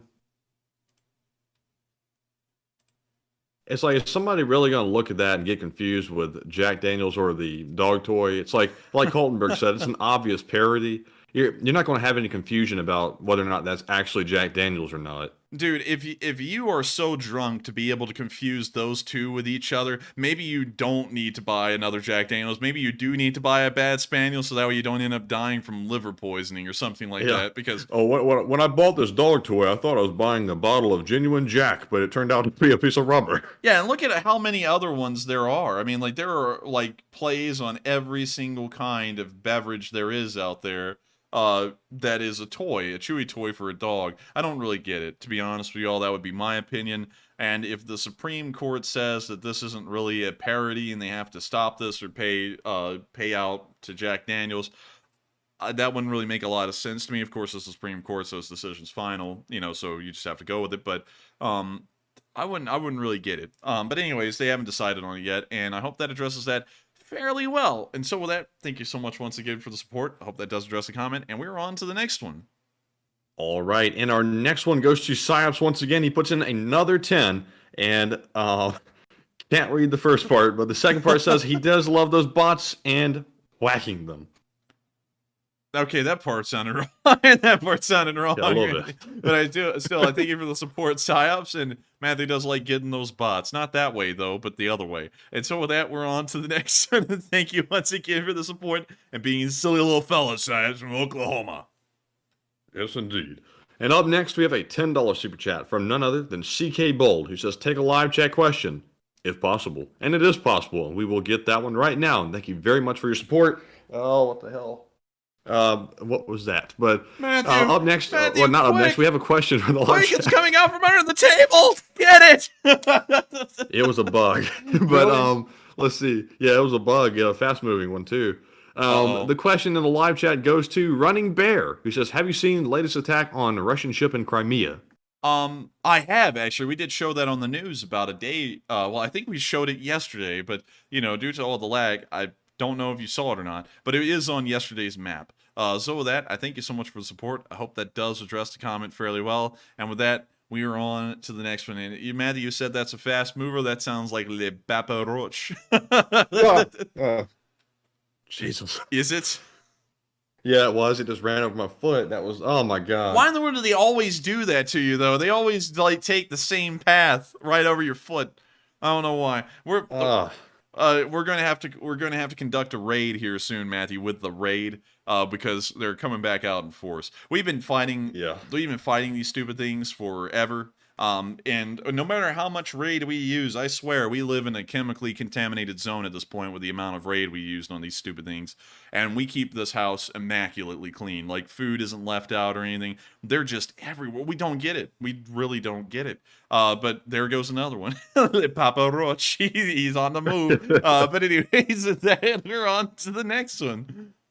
All right, and the next one goes to Jayburn, who puts in a $10 donation. We also have a 10 from BC Skyman and Tom Exman as well. And thank you all three for that support once again. And sadly, no comments to address. But thank you all for the support while I viciously scan the ground looking for that devil. But anyways, all right. And up next, we have a $10 super chat from Melissa Smith, who says, F. Putin, Slav Ukraine, and for the Bourbon Fund. And thank you for the support. Did she just say bourbon? Bourbon. Bourbon? Yeah, Bourbon. I don't understand what you're saying anymore, Mr. Senator. Can you repeat the line? Bourbon. Boybin. The House of Bourbon? Yeah, said in our language. Southern. Bourbon. You not see, Bourbon. well, I thank you so much for the support. Sadly, I don't have any lineage to the House of Boybin. But that would be cool if I did, you know. But still, of course, I thank you for the support. Hopefully those orcs will boin. And of course, it's very interesting to hear you supporting us. Look, it shows us on the map, Matthew, the closest things in Boybin. You know, Matthew, I had a friend actually in a group chat who had gone to Memphis, Tennessee, and they had their truck busted into in broad daylight. Speaking of bourbon, and you know, there was one that was like up in Kentucky, so that made me think of Tennessee because like Tennessee and Kentucky's towns are for some reason like interlinked in my head. He got his truck busted into in broad daylight in the middle of downtown Memphis. Really? Now, Yeah. you know, that doesn't shock me, honestly, but you know what's crazier is I've seen worse happen in Ohio. I mean, have you seen Ohio? Man, I mean, like, down in Ohio. Swag like Ohio. Now, you remember that guy who went to some town to review a pizza in Ohio or somewhere? No, it was in Chicago. And, like, someone jacked a car right behind him in broad daylight. Yeah, it was that guy off of Barstool Sports, I think. Yeah, something like that. It's wild in the cities sometimes, but I guess that's what the cities are, you know, because if you can go all the way back through history and the cities are always like that. But still, anyways, we live in a city, and I've heard stories like that here too, but still it's wild to think people would do that in broad daylight, not even under the cover of darkness. But still, thank you once again for the support. I hope that does address the comment fairly well. And with that, we're on to the next one. All right. And BC Skyman said, try Atlanta, guys. Man. Oh, Atlanta's turned into like a shooting gallery or something over there. It's lawless. Matthew, Matthew, when you go to a MARTA station trying to get on the train, the doors open, you try and step in, and then a little pop-up like shows up in your vision, and it says, you cannot fast travel while enemies are nearby. That's Atlanta. Yeah. I just can't stand going to Atlanta. It feels dangerous as hell, because it is. I saw dead people last time I went to Atlanta, and that wasn't really fun. And then I went over there and saw lame stuff. I was like, I drove all the way here for this. But anyways, with that, we are on to the next one. All right, and the next one goes to John Gonzalez, who puts in a 10 and says, idea. It might be cool to feature an LSA member from time to time, maybe interview them for 5 minutes or have them tell their story, vet them out first, obviously. And I thank you so much for the support. And that would be pretty cool. That's a pretty neat idea. I have to say this, it is a whole other skill in an art to work with guests. It is actually a lot harder than one would think, because Matthew and me, over a year and a month, we've worked out a really good way of interacting with each other on air, so that way there's never a dull moment or anything like that. But it's sometimes hard to do that when you just met a person, because you don't really know how to bounce things off of them, and they don't know how to bounce things off of you. But that's still a really cool idea, and maybe we could make video segments like that. Kind of like, have you ever seen Lad Bible on YouTube, Matthew, where they like interview someone about their story? You know, like the guy who said, I'm not a criminal, I'm a gangster. Wait, no, Yeah, I'm not a it. gangster, I'm a businessman, and my business is crime. Like that guy, you know, like do interviews like that, because that would be really neat. Like, for example, UK Nexus had a really cool story when he sent us the cap badge in the mail about him being in the 1st Battalion of the Grenadier Guards sometime back in the, I believe it would have been like the 70s or the 80s. But still, that would be a cool story to hear, because I'm a huge fan. I love hearing stories of folks and their lives, and I would love to do something like that. That would be really neat. I don't know if we could do it on the stream, but we could probably make a video series out of it if we ever got the time to do videos. So with that, Thank you once again for the support. I hope that does address the comment fairly well. And with that, we are on to the next one. All right, and up next we have a $10 super chat from Psyops once again, who says, "So about the hold on a minute. Now this one, hold up, wait a minute. There we go. It's going up to review. So about the uranium shells, they suck the crew. What can't they do? Oh my god.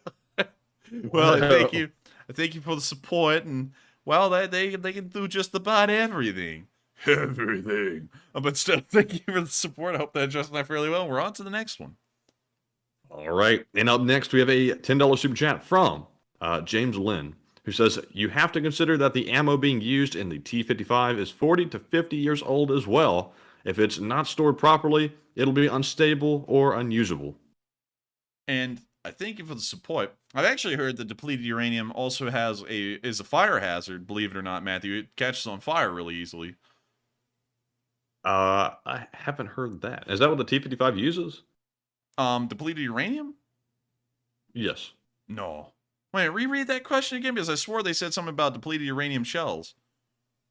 James said, "You have to consider that the ammo being used in the T-55 is 40 to 50 years old as well. If it's not stored properly, it'll be unstable or unusable."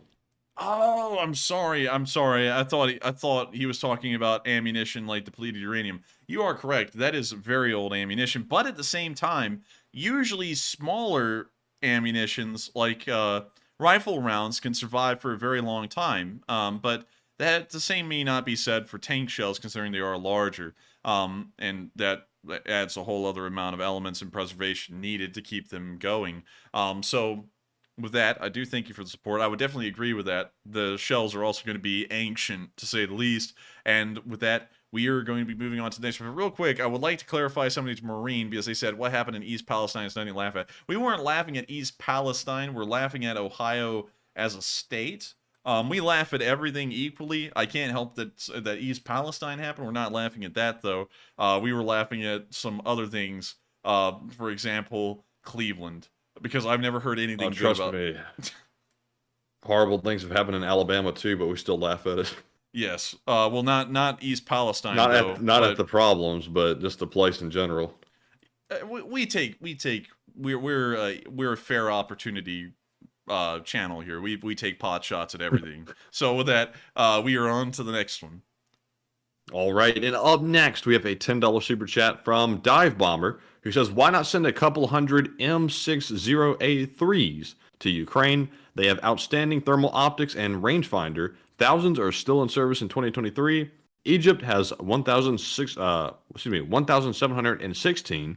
Turkey has 866, and Saudi Arabia has 650. Good question. Let me go find an M60A3. M60A1, M60A1, M60A1. A Starship right there. Really cool tank. Let's see. There's another Starship right here. Those things are pretty neat. Let's see. M60A3. Here we go.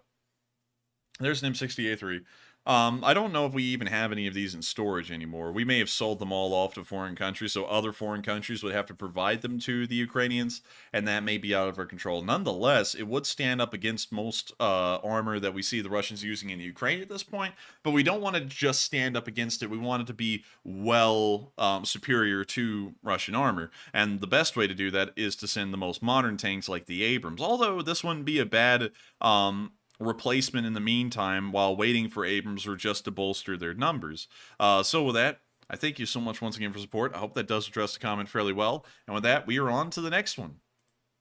And the next one is from Psyops yet again. He puts in another $10 super chat. And thank you very much, Psyops, for that support. And this one says, "I bet Enforcer Grandma would let us see Mr. Corgi." Maybe. Because she loves Mr. Corgi. She loves both of them, actually. She loves Sheba and Mr. Corgi. And Sheba and Mr. Corgi are so sweet. We'll have to make a video about them one day, because I love those dogs. Matthew, do you love those dogs? Oh, yeah. Oh, man, I love those dogs. I'm telling you what. I wish, every time someone brings up Mr. Corgi, I'm always like, oh, I wish Mr. Corgi was in here so I could pet him. because he's very sweet. Also, he's really funny too because he's very picky about how you pet him. So he'll actually use his little legs to like push your hand around the parts of his body, like pet me here, pet me there. And if he doesn't like how you're petting him, he'll get up and he'll move to where you can only pet the spot he wants petted. So if it's like his head or his neck or his stomach or his belly, as it should be called, his back or his side, like he's a very picky dog. But I wish I could pet him right now. He's so sweet. And so with that, thank you for the support. Grandma Enforcer probably would let you see the little wee wargie. And with that, we are on to the next one. All right, and up next, we have a $10 super chat from Chip Kerwan. He says, ask Grandma if she remembers Grandpa live streaming Cuban Missile Crisis on ham radio. Next, please ask her if losing Putin is more afraid of the bug that has rampaged the world or nukes. Well, I thank you for the support. Sadly, I don't think my granddad ever did anything like that. So, so I think the answer to that would be no. But still, he was around for it. He was around for it when it happened, which is pretty cool to think about. And also, thank you so much for the support. And I hope that does address the comment fairly well. And with that, we are on to the next one. All right, and up next, we have a $10 super chat from Landlubber, who says, Barbary Fund. Barbary Fund? I think that's a bar prep course, legal education. Oh, I thought she meant like the Barber pirates from North Africa in the late 18th and early 19th century. I was like, what? I was like, are we supposed to become corsairs now? What's going on here? But still, thank you for the support. Also, Matthew's probably thinking, why the hell are we turning into airplanes? Corsairs are what the pirates were called that came from the Barber States. They were called corsairs, and that's how we actually. That's also. Go ahead. Oh no, go ahead. You're about to add in something probably more interesting. I was just about to say that's the same thing they call the RAM you put in computers, a Corsair. Really? Yeah, it's a brand called Corsair. No way. And also, that's what you say when you pet a dog and it's got coarse hair. You go, man, that dog's got Corsair.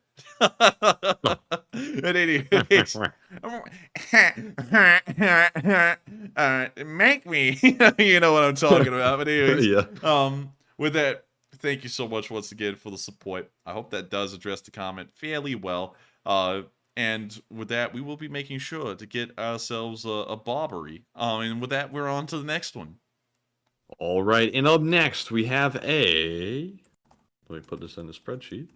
Up next, we have a $10 super chat from Psyops once again. And thank you, Psyops, for that support. Holy moly. He says, please note that Alabama is not representative of the reading proficiency of the United States of America, nor the standard of familial relations. And Psyops, I would say that I challenge you on that. I definitely do. I think Alabama gets a bad rap, but we have some pretty smart people here in Alabama, if I do say so myself. West Virginia had the highest rate of inbreeding in the United States. No. Approximately 4.1% of all births in West Virginia were the result of inbreeding. Here is the top 20 most inbred states. What is incest? That's what the question is. It's like, hey, if you don't know, you shouldn't be here. Let's see here. Where the hell's the numbers? Hang on. Let me go back up. Where the world's the numbers? They don't give us the numbers? They're talking about the states. Are you kidding me? Here we go. States with the highest incidence rates of incest are Kentucky, Maine, Delaware, Virginia, Maryland, Washington, Georgia, Oregon, Indiana, New Mexico, Oklahoma, Arkansas, Louisiana, Tennessee, South Carolina, North Carolina, West Virginia, Montana. Alabama is almost off this list. It's just one away from being off of it, and then South Dakota. So this is useless. It's like naming off every state in the country. Yeah, almost. I know, right? Is there any what about study.com? Apparently this is for home. Oh, this is homework to figure out the incest rates? What? Population genetics was the course. Really? Yeah. Oh, yikes. Well, they don't want to come down to Alabama. Let's see. Are there any actual stats on this? Let's check this one out. Let's see. Oh, the national average is 1.2%. That's actually way higher than I thought it would be. That means that means 1 out of every 100 births is incest related. That's ew. That's gross. Yes. Why in the world is this the only question that's answered? Is incest a crime in Alabama? What? Like, okay, anyways. Incest is a crime in Alabama that is punishable by law. In Alabama, incest is a felony offense and carries with it harsh penalties. If convicted, one can face a prison sentence of up to 10 years or a fine of up to $15,000. Additionally, the court may order the offender to register as a sex offender. Okay. Wow. And I don't think that's being enforced. I don't think it is. I don't think it is, honestly. What state has the most well, what? Come on. Like, what about a list here? You know, like, I'm trying to figure out a list. Also, here we we have go. 30 super chats to get to. Oh, that's fine. That's fine. So, whatever. We can't figure it out. But I would say That's minuscule. Oh, wait a minute. What's the literacy rate in Alabama? Literacy rate in Alabama. 76.1%? And Ukraine has 100%. Oh my god, a quarter of people in Alabama can't read? What the hell do they do in school? Like, nothing? What? Good god, man. That means we have a 1 in 4 chance of running into someone who can't read. I actually am blown away by that. I didn't know that the literacy rate was that low here in Alabama. I thought it'd be like in the 80s or something, but yeah, this is not representative of the rest of the United States. That's one of the lowest in the country. It's 44th out of 50. So with that, we're moving on to the next one. Thank you for the support, Sobs, and making the state of Alabama look as bad as it is. And with that, we're on to the next one. All right, and up next we have a $10 super chat once again from BC Skyman. We also have a 7 from Flash 1. We have another 7 from Flash 1. We also have a 5 from Thomas Kruger, a 5 from Fabiano. We have a 4 from Junebug72, as well as a 2 from White Lightning 777, a 2 from Simon Ireland. We also have a 2 from Christian Galls, a 1 from Warren Sasquatch, and a 5 from David L. And thank you all very much for that support. And sadly, no comments, but we do appreciate y'all helping to keep those lights on, and also the hamster running strong on that wheel. But anyways, up next, we have a super chat from White Lightning 777, who puts in an 8 and says, in a cage fight, a Gopnik versus a Vatnik, who wins? And input from Psyops is appreciated, and LOL. Let me make sure I know what a Vatnik is. Vatnik. Political pejorative views in Russia. Let's see. What sense of an unintelligent Russian patriot. What the hell is that picture? Dude, I thought this guy was holding an Uzi for like a solid 10 seconds. I thought he was about to ice someone, but apparently, let's see, popularized. Okay, the Gopnik would win because the Gopnik is just a thug. The Vatnik is like unintelligent Russian patriot, which really you could probably be a Vatnik and a Gopnik at the same time. I think the Gopnik would win though, hands down. So with that, thank you so much once again for support. I hope that does address that fairly well, and we are on to the next one. All right, and let me resort the spreadsheet real quick because it is getting awfully long. Let's see here. Sort A to Z. Up next, we have a $10 super chat once again from David L. He says, Enforcer and Matt, if and when Ukraine starts its counteroffensive, when and where, and how might you anticipate it to go? And I have to say, to answer for my part, since he asked both of us real quick, I think it'll probably be happening in the next couple of weeks, and that is what one Ukrainian commander alluded to. And I think they understand how important it is to go ahead and get that thing underway as soon as possible. And that could be why the West has sped everything up so quickly so they can actually execute it. But Enforcer, what say you? It's probably going to be sometime in mid-April, and it will most likely be in the southern front heading towards Melitopol. That would be my guess. And so with that, thank you for the support. Hope that answers that fairly well. And thank you so much, David L., for being a supporter and helping this channel to keep on running. And with that, we are on to the next one.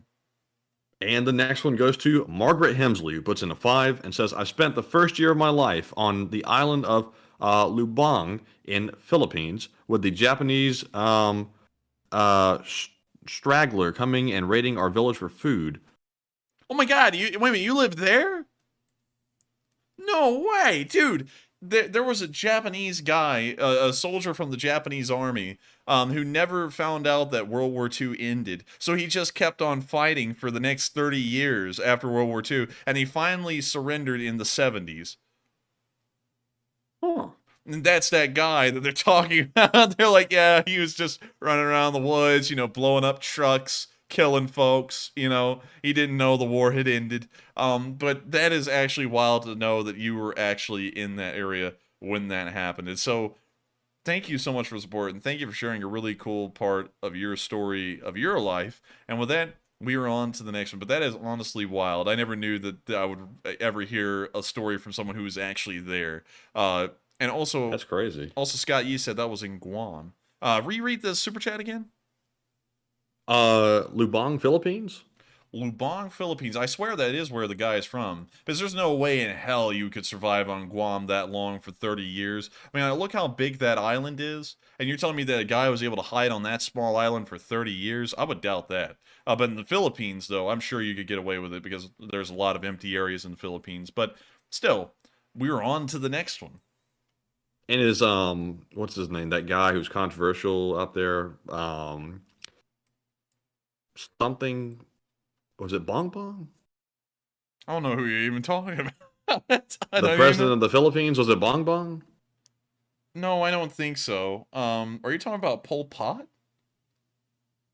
Wait a minute, I could have sworn that the president of the Philippines was started with a B. Hold on, I'm curious now. Let me see if I'm going nuts. It is Bong Bong. It's Bong Bong Marcos, president of the Philippines. Oh, well, I don't know anything about him. Oh, wow. I mean, yeah, we're on to the next one. Also, how many super chats do we have left? Let's see here. We have roughly 25 left. Oh, dang. All right, with that, we're on to the next one. And the next one goes to Richard Philpott, who puts in a $10 donation and says, thanks from North California, LSA Zappa Division. And thank you so much for the support from North California? Yes. North California. There's not a lot of folks up there. But thank you so much once again for the support from the Zappa unit. And so with that, thank you so much once again. And we are on to the next one. And the next one goes to Cliff H, who puts in a 5 and says, Enforcer Matt, alternative call sign 2, pull NATO. Well, I thank you for the support once again. I don't really know how to comment on the call sign ones, so thank you. With that, we're on to the next one. And up next, we have a $5 super chat from Grathawk, who says, no need to apologize. Russians will get their due. And thank you so much for the support and saying that there's no need to apologize. Hopefully the Russians one day will get what's coming to them. And so with that, we're on to the next one. And thank you once again for the support. All right. And we have a $10 super chat from Psyops once again. He says, please note, nothing bad ever happens in Oklahoma. It is a perfect place with perfect people living perfectly perfect. If you've read otherwise, you must be from Alabama. And we've already shown that place, Psyops, and I feel weird reading that off again. But I thank you so much for the support, Psyops. Oklahoma isn't that bad of a place, not that I've heard. Alabama isn't that bad of a place either. There's very nice people down here. It's just that they may not be able to read the sign that says there's a gas station 5 miles ahead. But still, I do thank you for the support. I thank you for helping this channel keep on running. And with that, we are on to the next one. Someone's about to say, hey, if you plan on running for politics in the future, you shouldn't say that folks in Alabama can't read. Hey, I'm just saying, if only 76% of the state's literate, I don't even know why I shouldn't not say something about that. That's an issue that needs to be fixed, and the literacy rate needs to be increased. So let's joke about it until it's not a problem. So with that, we are on. You got to recognize the problem first to fix it. I mean, that's the first step. I'm telling you, I get no respect around here. Someone told me to hold up a sign and read it to check my eyeballs. Problem is, I couldn't read. Oh man, it was terrible, terrible. But with that, we're on to the next one. All right, and the next one goes to Mike Stewart, who puts in a 5. And says the M109 Paladin howitzer is being sent to Ukraine. Please discuss. Slava Ukraine from near Cedar Point, Ohio. Oh, Ohio. Oh, Ohio. Hello, to Cedar Point. Let's check out Cedar Point. Down in Ohio. Cedar Point in Sandusky, Ohio. So, oh, is this a theme park? It is a theme park. Cedar Point. It's a roller coaster on the Great Lakes. You know, like that history teacher we had, Matthew, that said the War of 1812 happened on the Great Lakes exclusively. Oh, yeah, I remember that. I think that history teacher for helping to ensure that the literacy rate would decrease in the state for the next 3 years. But anyways, that is really cool to hear, and I thank you so much for being a Lee Spring Army soldier from Ohio. And also, don't take it personally, man. It's just a prank. Also, speaking of the M109s, the M109s have been in Ukraine. There's actually been a decent amount of them provided. They're not that bad at all. They're still used in the U.S. military, I believe. And you can see a picture of one right here. All in all, not a bad SPG by any means. They're fairly effective. And also, they do about the same job as a crab from Poland. So with that, thank you so much once again for support. Hopefully you addressed that fairly well. And we are on to the next one. And I saw Confarelli say it's the roller coaster capital of the world. I didn't know that. Very interesting. We might have to go by there sometime, even though I don't really ride roller coasters. But anyways, up next, we have a super chat from, let's see here. Looks like one from 0J Kwan, who puts in a $5 donation and says, Enforcer, there's breaking news. U.S. is ordering airstrikes in eastern Syria. 5 U.S. servicemen injured. And do you think Russia will respond to this?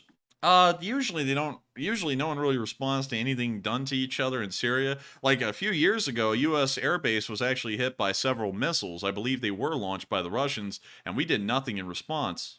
So that is, you know, that's something interesting to note about that little ordeal. And I think if we did the same things to the Russians, they probably wouldn't respond either, because that's just kind of how it goes in Syria. Anything goes in Syria. It's a wild place. It's like the Wild West of the world right now. So with that, thank you for the support. Interesting to hear that as well. I didn't know that. And with that, we are on to the next one. And if anybody's curious, it looked like we responded to it by conducting a series of precision airstrikes against the people who we believe carried it out. So, interesting. That could maybe turn into something possibly. But up next, we have a $5 super chat from Withered Spartan, who says an idea, a beret with the LSA or the Enforcer as the emblem. And what are your thoughts, Enforcer? That's a pretty cool idea. I've been thinking about trying to come up with some cool, like, little posters. You know, like the ones you usually see in a war. Usually we do some stuff like that for merch, but I'm talking about ones that are, like, actually drawn up with a very detailed look to them, to kind of have something that y'all can use as, like, digital wallpaper and stuff like that. And I've been thinking about trying to design Lee Spring Army uniforms for, like, Lee Spring Army, the Lee Spring Navy, the Lee Spring Air Force, and Lee Spring Naval Infantry, because I don't think they're going to be Marines. They'd probably just be Naval Infantry, which are Marines, but that will be up to y'all probably, because I know that that the Marines are going to be like, why are they not the Marines? And then we'll have to make the Lee Spring Marine Corps. But anyways, we will be looking into that, and I think that would be a pretty cool idea. Pretty neat, in my opinion. And so with that, thank you so much for the support. I hope that does address that fairly well, and we're on to the next one. And up next, we have a $5 super chat from Commander Prankster, who says he calls himself Magyar, but with a G, but his patch reads Magyar, and any idea what is the difference? I unfortunately wouldn't know the difference. Maybe it's, no, because the letter for G is very distinctive in Ukrainian and Russian, so I don't really know why there's that difference. I would be honest with you, I'd have to declare ignorance on that one, but I do thank you for the support, and with that, we are on to the next one, and thank you once again for helping this channel to keep on running. All right, and the next one goes to Dan Neisch, who puts in a $5 donation and says NYC GDP is greater than RF GDP. Forget Europe. Yeah, that's something actually kind of funny, is that New York City's GDP is 1.59 trillion US dollars as a city. Damn. The Russian GDP is 1.7 trillion. So New York City as a city of 8 million people can outdo the Russians with a GDP of 1.7 trillion for 110 million people, and a country that is the largest in the world by land size. So yeah, that's actually kind of funny, and that's why I don't really consider the Russians to be that big of a deal. Never considered them to be a big deal, and I know this earlier. I know that a lot of y'all on the polls say that the Chinese are being underestimated, and you know, that's the poll, that's what it is. But a lot of people thought the Russians were also being underestimated whenever anyone came out before the war and said they're not that great, and a year and a month later, everyone's finally realizing they were never that great. The Chinese are, in my opinion, on that similar road. But It doesn't matter. Nothing's happening over there. We'll just wait until something happens, and then we will see if I'm right or if Matthew's right. According to all of y'all, Matthew is right, and Matthew probably is right, because on a diplomatic level, China is a huge threat. On a military level, I don't think China's a threat. Because if you look at their military and their spending and everything, it just doesn't add up. But with that, Although to be fair, an enforcer is a history major, and this kind of is my area of study, international relations. But Matthew, as a history major, I said the Russians wouldn't stand a chance in Ukraine, and they didn't. That's why I got off of history. I sat there and looked at the history of the modern Russian army. I get no respect around here. I get no respect. I'm telling you, I get no respect around here. I get no respect. I sit here and talk about the war, and then people tell me I'm wrong. Oh, man, I'm telling you. But it's fine. I am wrong on things. And then I saw someone, Matthew, earlier, who was just getting, like, way too into it in the live chat. They're like, Enforcer's always wrong. He's always wrong. I was like, dang. I was like, calm down, man. It's like just a discussion. But anyways. Well, like Denny said, yes, you do. Yeah, it's like, we get things wrong sometimes. Yeah, you do. But anyways, with that, we're on. Hey, Beavis, check this out. I need TV for my bungalow. Anyways, we're on to the next. And up next, we have a $5 super chat from Trister1 who says, dogs need jobs. Maybe Mr. Corgi needed to bark. And he might have needed to, but he didn't get to. So little Misa Worg, he need to bark sometime. He need to. He's very talkative. He talks a lot. So maybe he does. Maybe that should be his job. Maybe he's trying to be like us, Matthew. You know, we talk a lot. Maybe he's trying to do that, but in dog form. Yeah, I mean, could be. He barks too much, though. He's good at his job, and we appreciate him. But man, that dog barks 24/7. But he's just a little baby. He is a little baby. baby. But anyways, with that, we are on to the next one. Thank you so much once again for support, and I hope we addressed that fairly well. All right, and up next, we have a $5 super chat from Mycroft, who says, did you guys see the video today of the Ukraine pilot flying an A-10 in Ukraine?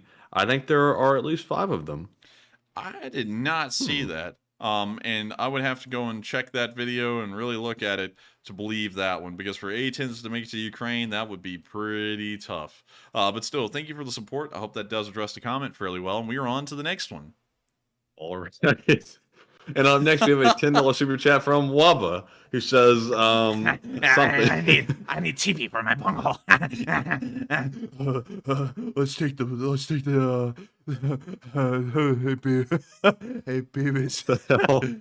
No, man. Anyways, with that, we're on to the next one. Thank you for the support, Wubba. All right, and up next, we have a $2 super chat from Holy Something, who says, for the soup fund. And I thank you for the support to the soup fund. Matthew and me are a big fan of soup, but it's got to be a good soup. You know, it can't just be any soup. It's got to be a good one. Like chicken and gnocchi. I love chicken and gnocchi soup. It's delicious. It's delicious. But still, thank you for the support. I hope we addressed that fairly well. And thank you for helping us out with the soup fund. And with that, we're on to the next one.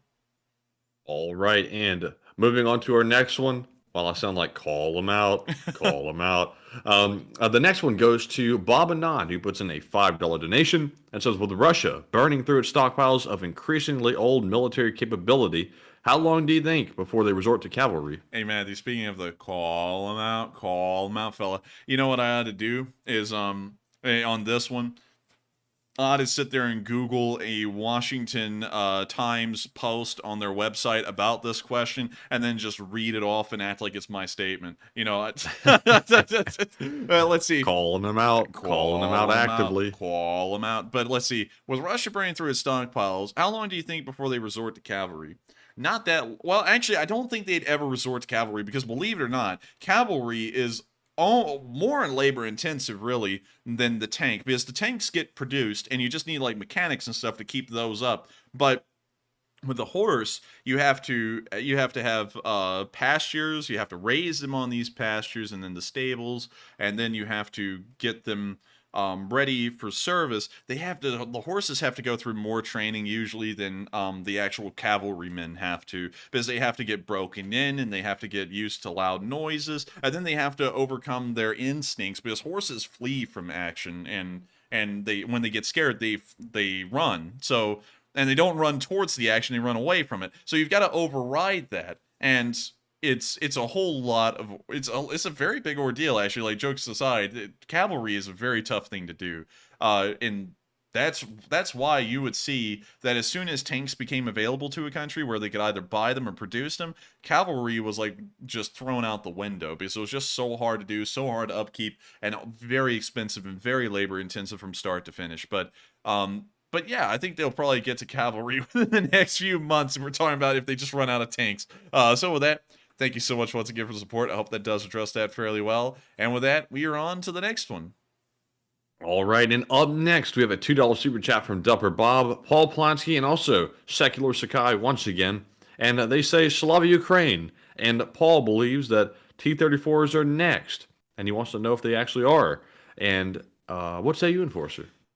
Probably not, because while the T-34s were very numerous throughout most of history, even up until the end of the Cold War, there appears to be a massive lack of usable and operational ones. For example, in the Russian Victory Day parades yearly, they have a group of T-34s that are used at the beginning of the armored section of the parade every single year. In 2020, I believe it was, or 2019, the Russian government actually said they may have to start cutting down those T-34s that are being used in the parade because there are so few replacement parts available in Russia anymore, or tanks available for that matter, T-34s specifically, to fill in that portion of the parade. So from what we understand, there's not really a lot of functional T-34s left out there. So we may just see that T-54, in reality, T-54s are kind of the end of the line. They're using up their last bits of usable tanks at this moment, and once they run out of T-54s and T-62s, they've reached the end of armor. There's nothing else left. So with that, I thank you for the support. I hope that does answer the question fairly well. And also, Peter, the horse is here. And so with that, we're on to the next one. And up next, we have a $2 super chat from Edgy Number 1. Who says T-55s are being used to replace Warren artillery systems. And I thank you for the support, and I've heard that a lot. I'm doubting it. Because one thing that does not make sense is that the Russians don't have a lot of artillery pieces, because the Russians always had a lot of artillery pieces. How many artillery?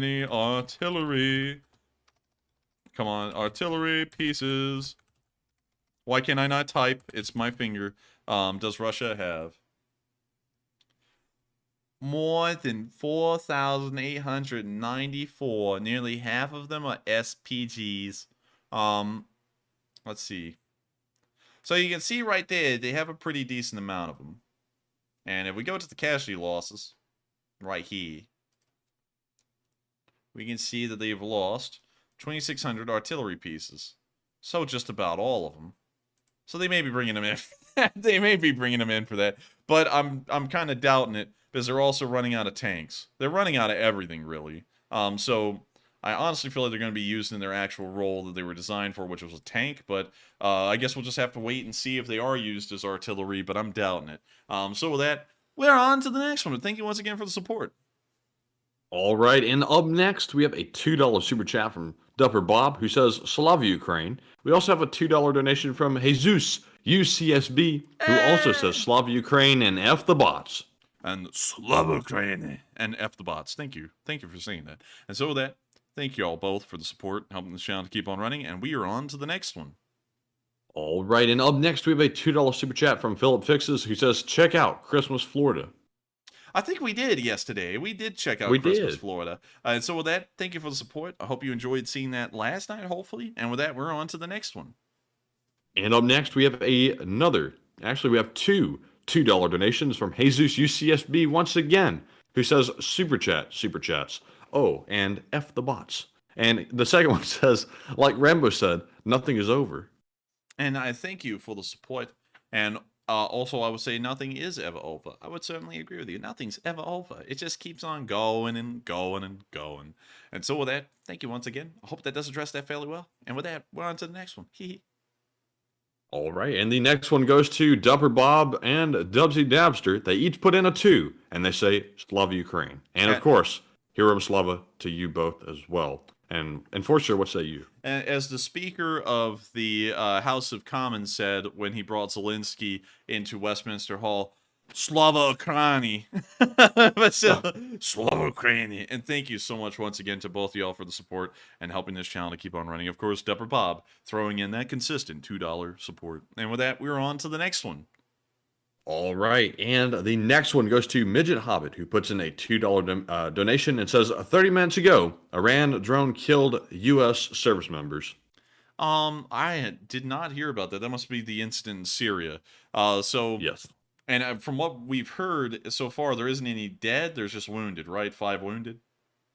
I think a contractor got killed, and I think 5 wounded service members, but let me double check that real quick. Let's see here. Let's get the scoop on that one. Let's see. Yeah, it kills a U.S. contractor and wounds 5 U.S. service members in northeast Syria, and the suspect, who they believe did it, let's see who that is exactly. Iran's Revolutionary Guard. Well, I'm guessing the targets we're hitting then are Iran Revolutionary Guard hideouts. I guess we just found them on the satellite image and then went and started slamming them. So hopefully we wipe out a good bit of them. And if need be, maybe we'll go to war with Iran. But, you know, that's probably well in the future, or probably will never happen, really. Well, if they keep on with that nuke stuff they're doing, it might be sooner than later. Well, I wouldn't doubt it. I don't know where we go in, though, because the south is unpassable for the large part. You know, like, you know, look at this, and that's all. But that we would have to go through this for hundreds of miles. And then the Iraqis don't allow us to have U.S. forces in Iraq anymore. So then that's a whole problem. So we can't invade them from there. And then they also had a lot of problems trying to invade. Well, actually... And then I'm not going into Iran-Iraq war stuff because I think I might be getting some of that wrong. I didn't really look into that part of history a lot. It would be really hard to fight Iran due to its terrain. But then again, it's the United States of America. We always do wacky stuff and somehow pull it off in the actual initial phases. So, I don't know. Maybe we will. But with that, I hope that does address that fairly well. Thank you once again for the support. And with that, we're on to the next one. Hopefully this time we'll know for certain whether or not the weapons of mass destruction are actually existing. But up next, we have a $1 super chat from Rocco World Domination, who says, Igor! Igor! And thank you so much, Rocco World Domination, for the support and helping this channel to keep on running. And with that, we're on to the next one. All right, and we have a $1 super chat from Alex Kolchuk, who says, cheers from Halifax, NS, Canada. And cheers to Halifax, Nova Scotia. Halifax, Nova Scotia in Canada. Right over here. Look at that. This place got blown up in the First World War. Wow. I just heard Matthew swallow. I heard that, Matthew. I heard you go... No, I said, wow. Oh, it sounded like a swallow. Holy moly. But we'll get to that one in a second. Thank you, Randall. Thank you. But... Halifax is pretty neat. Have you ever heard, Matthew, of the SS Mont Blanc? Yes, I have actually. Really? You've heard of this boat? No, not the boat, but I've heard of the pins. What the hell? A pin? Yeah, Mont Blanc. No, I'm talking about the boat. You can buy me a boat. Let's see. Here's a blast cloud from the boat blowing up. Here is the city after the boat blew up. Damn. And did they do enough damage? Oh, they did a little. This was actually the biggest explosion in history before the atomic bombing of Hiroshima and Nagasaki. This was the largest man-made explosion ever. Ever since, I believe it was like 1915. No, it was actually 1917 up until 1945.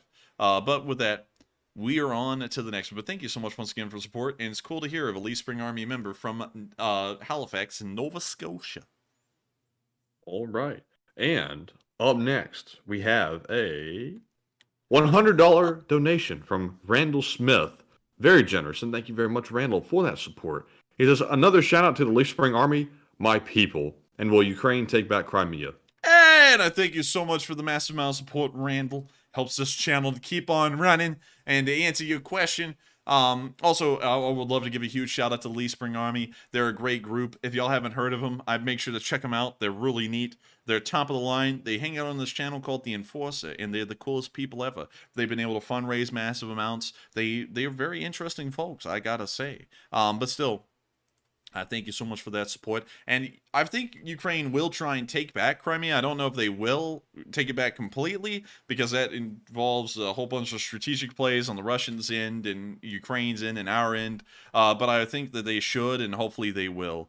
So with that, I hope that does answer that question fairly well. Thank you so much once again, Randall, for the support. And with that, we are on to the next one. Man, Crimea is Ukraine. Slava Ukraini. Yes, hero Slava.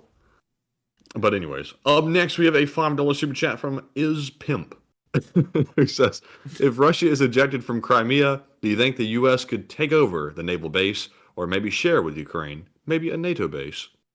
I don't think the U.S. will probably try and take over Sevastopol. I don't know, maybe they will. Maybe there will be like some port facilities there for the U.S. Navy, but I kind of feel like there won't be. I feel like there may be a compromise made at the end of this war that Ukraine becomes a NATO member, but they pledge to not allow foreign forces inside of their country. Kind of like France, because France is doing a similar thing in NATO as well.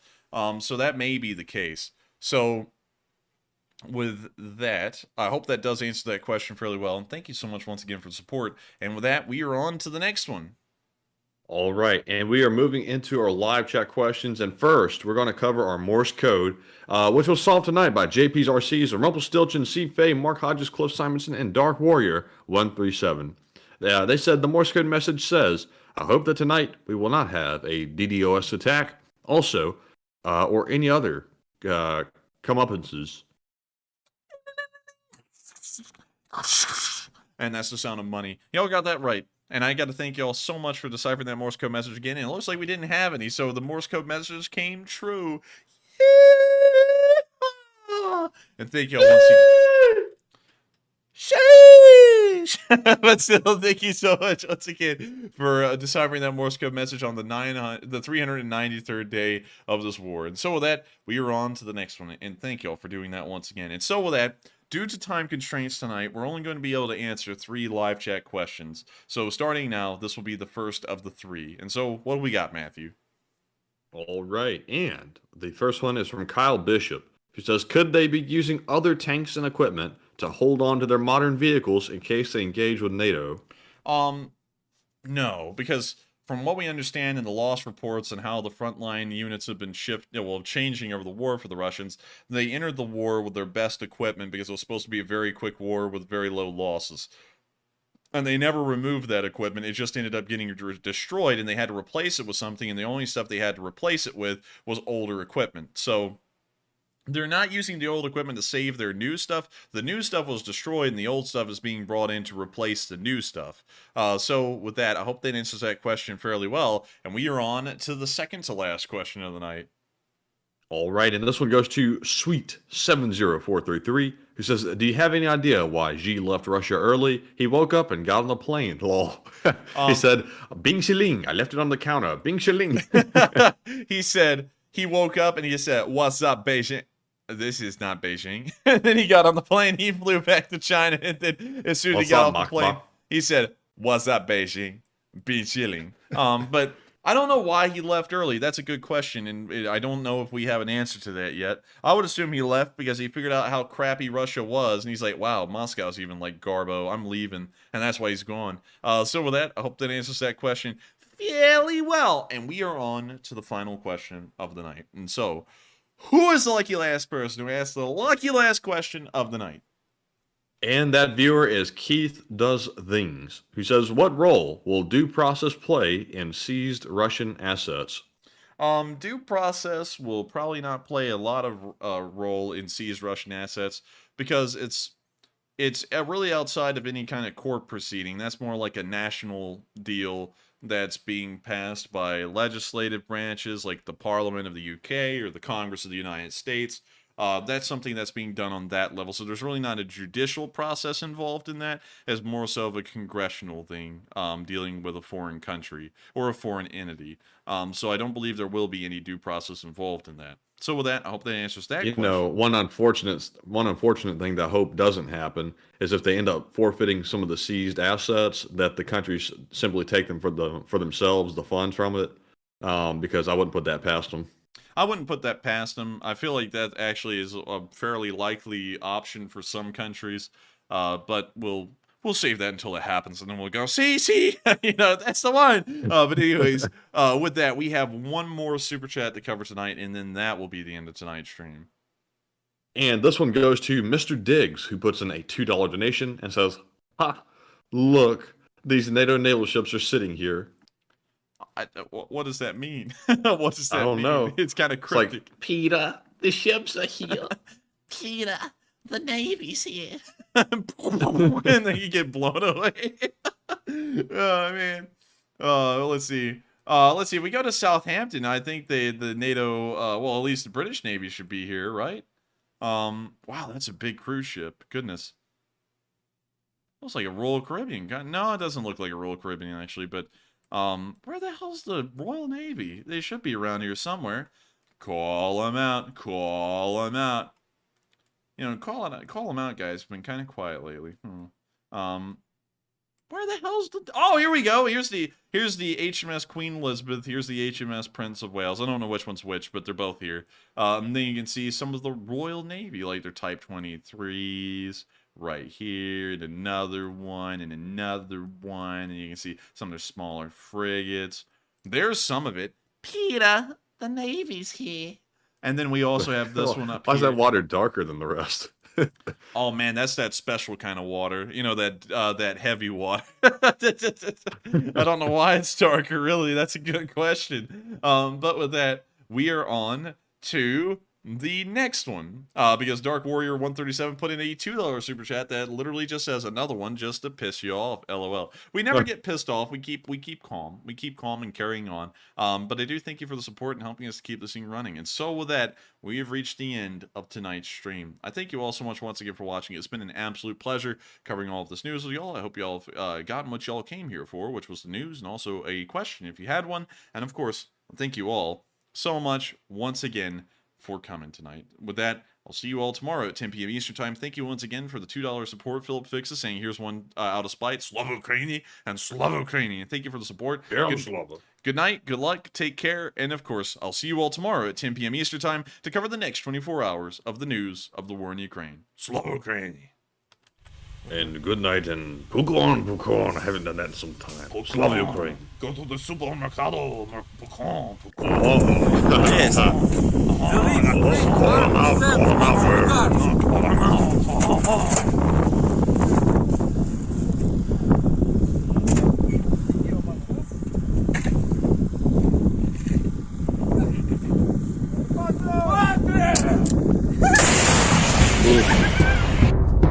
Ще не вмерла України ні слава, ні воля.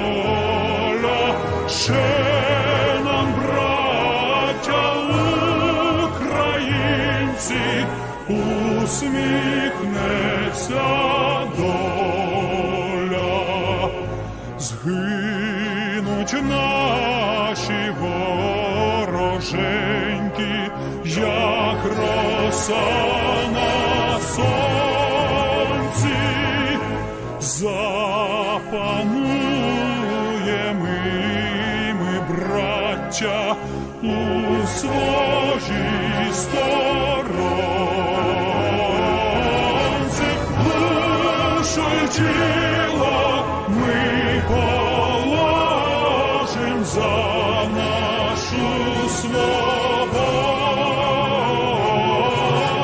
і покажем, що ми браття козацького роду. Душу й тіло ми положим за нашу свободу.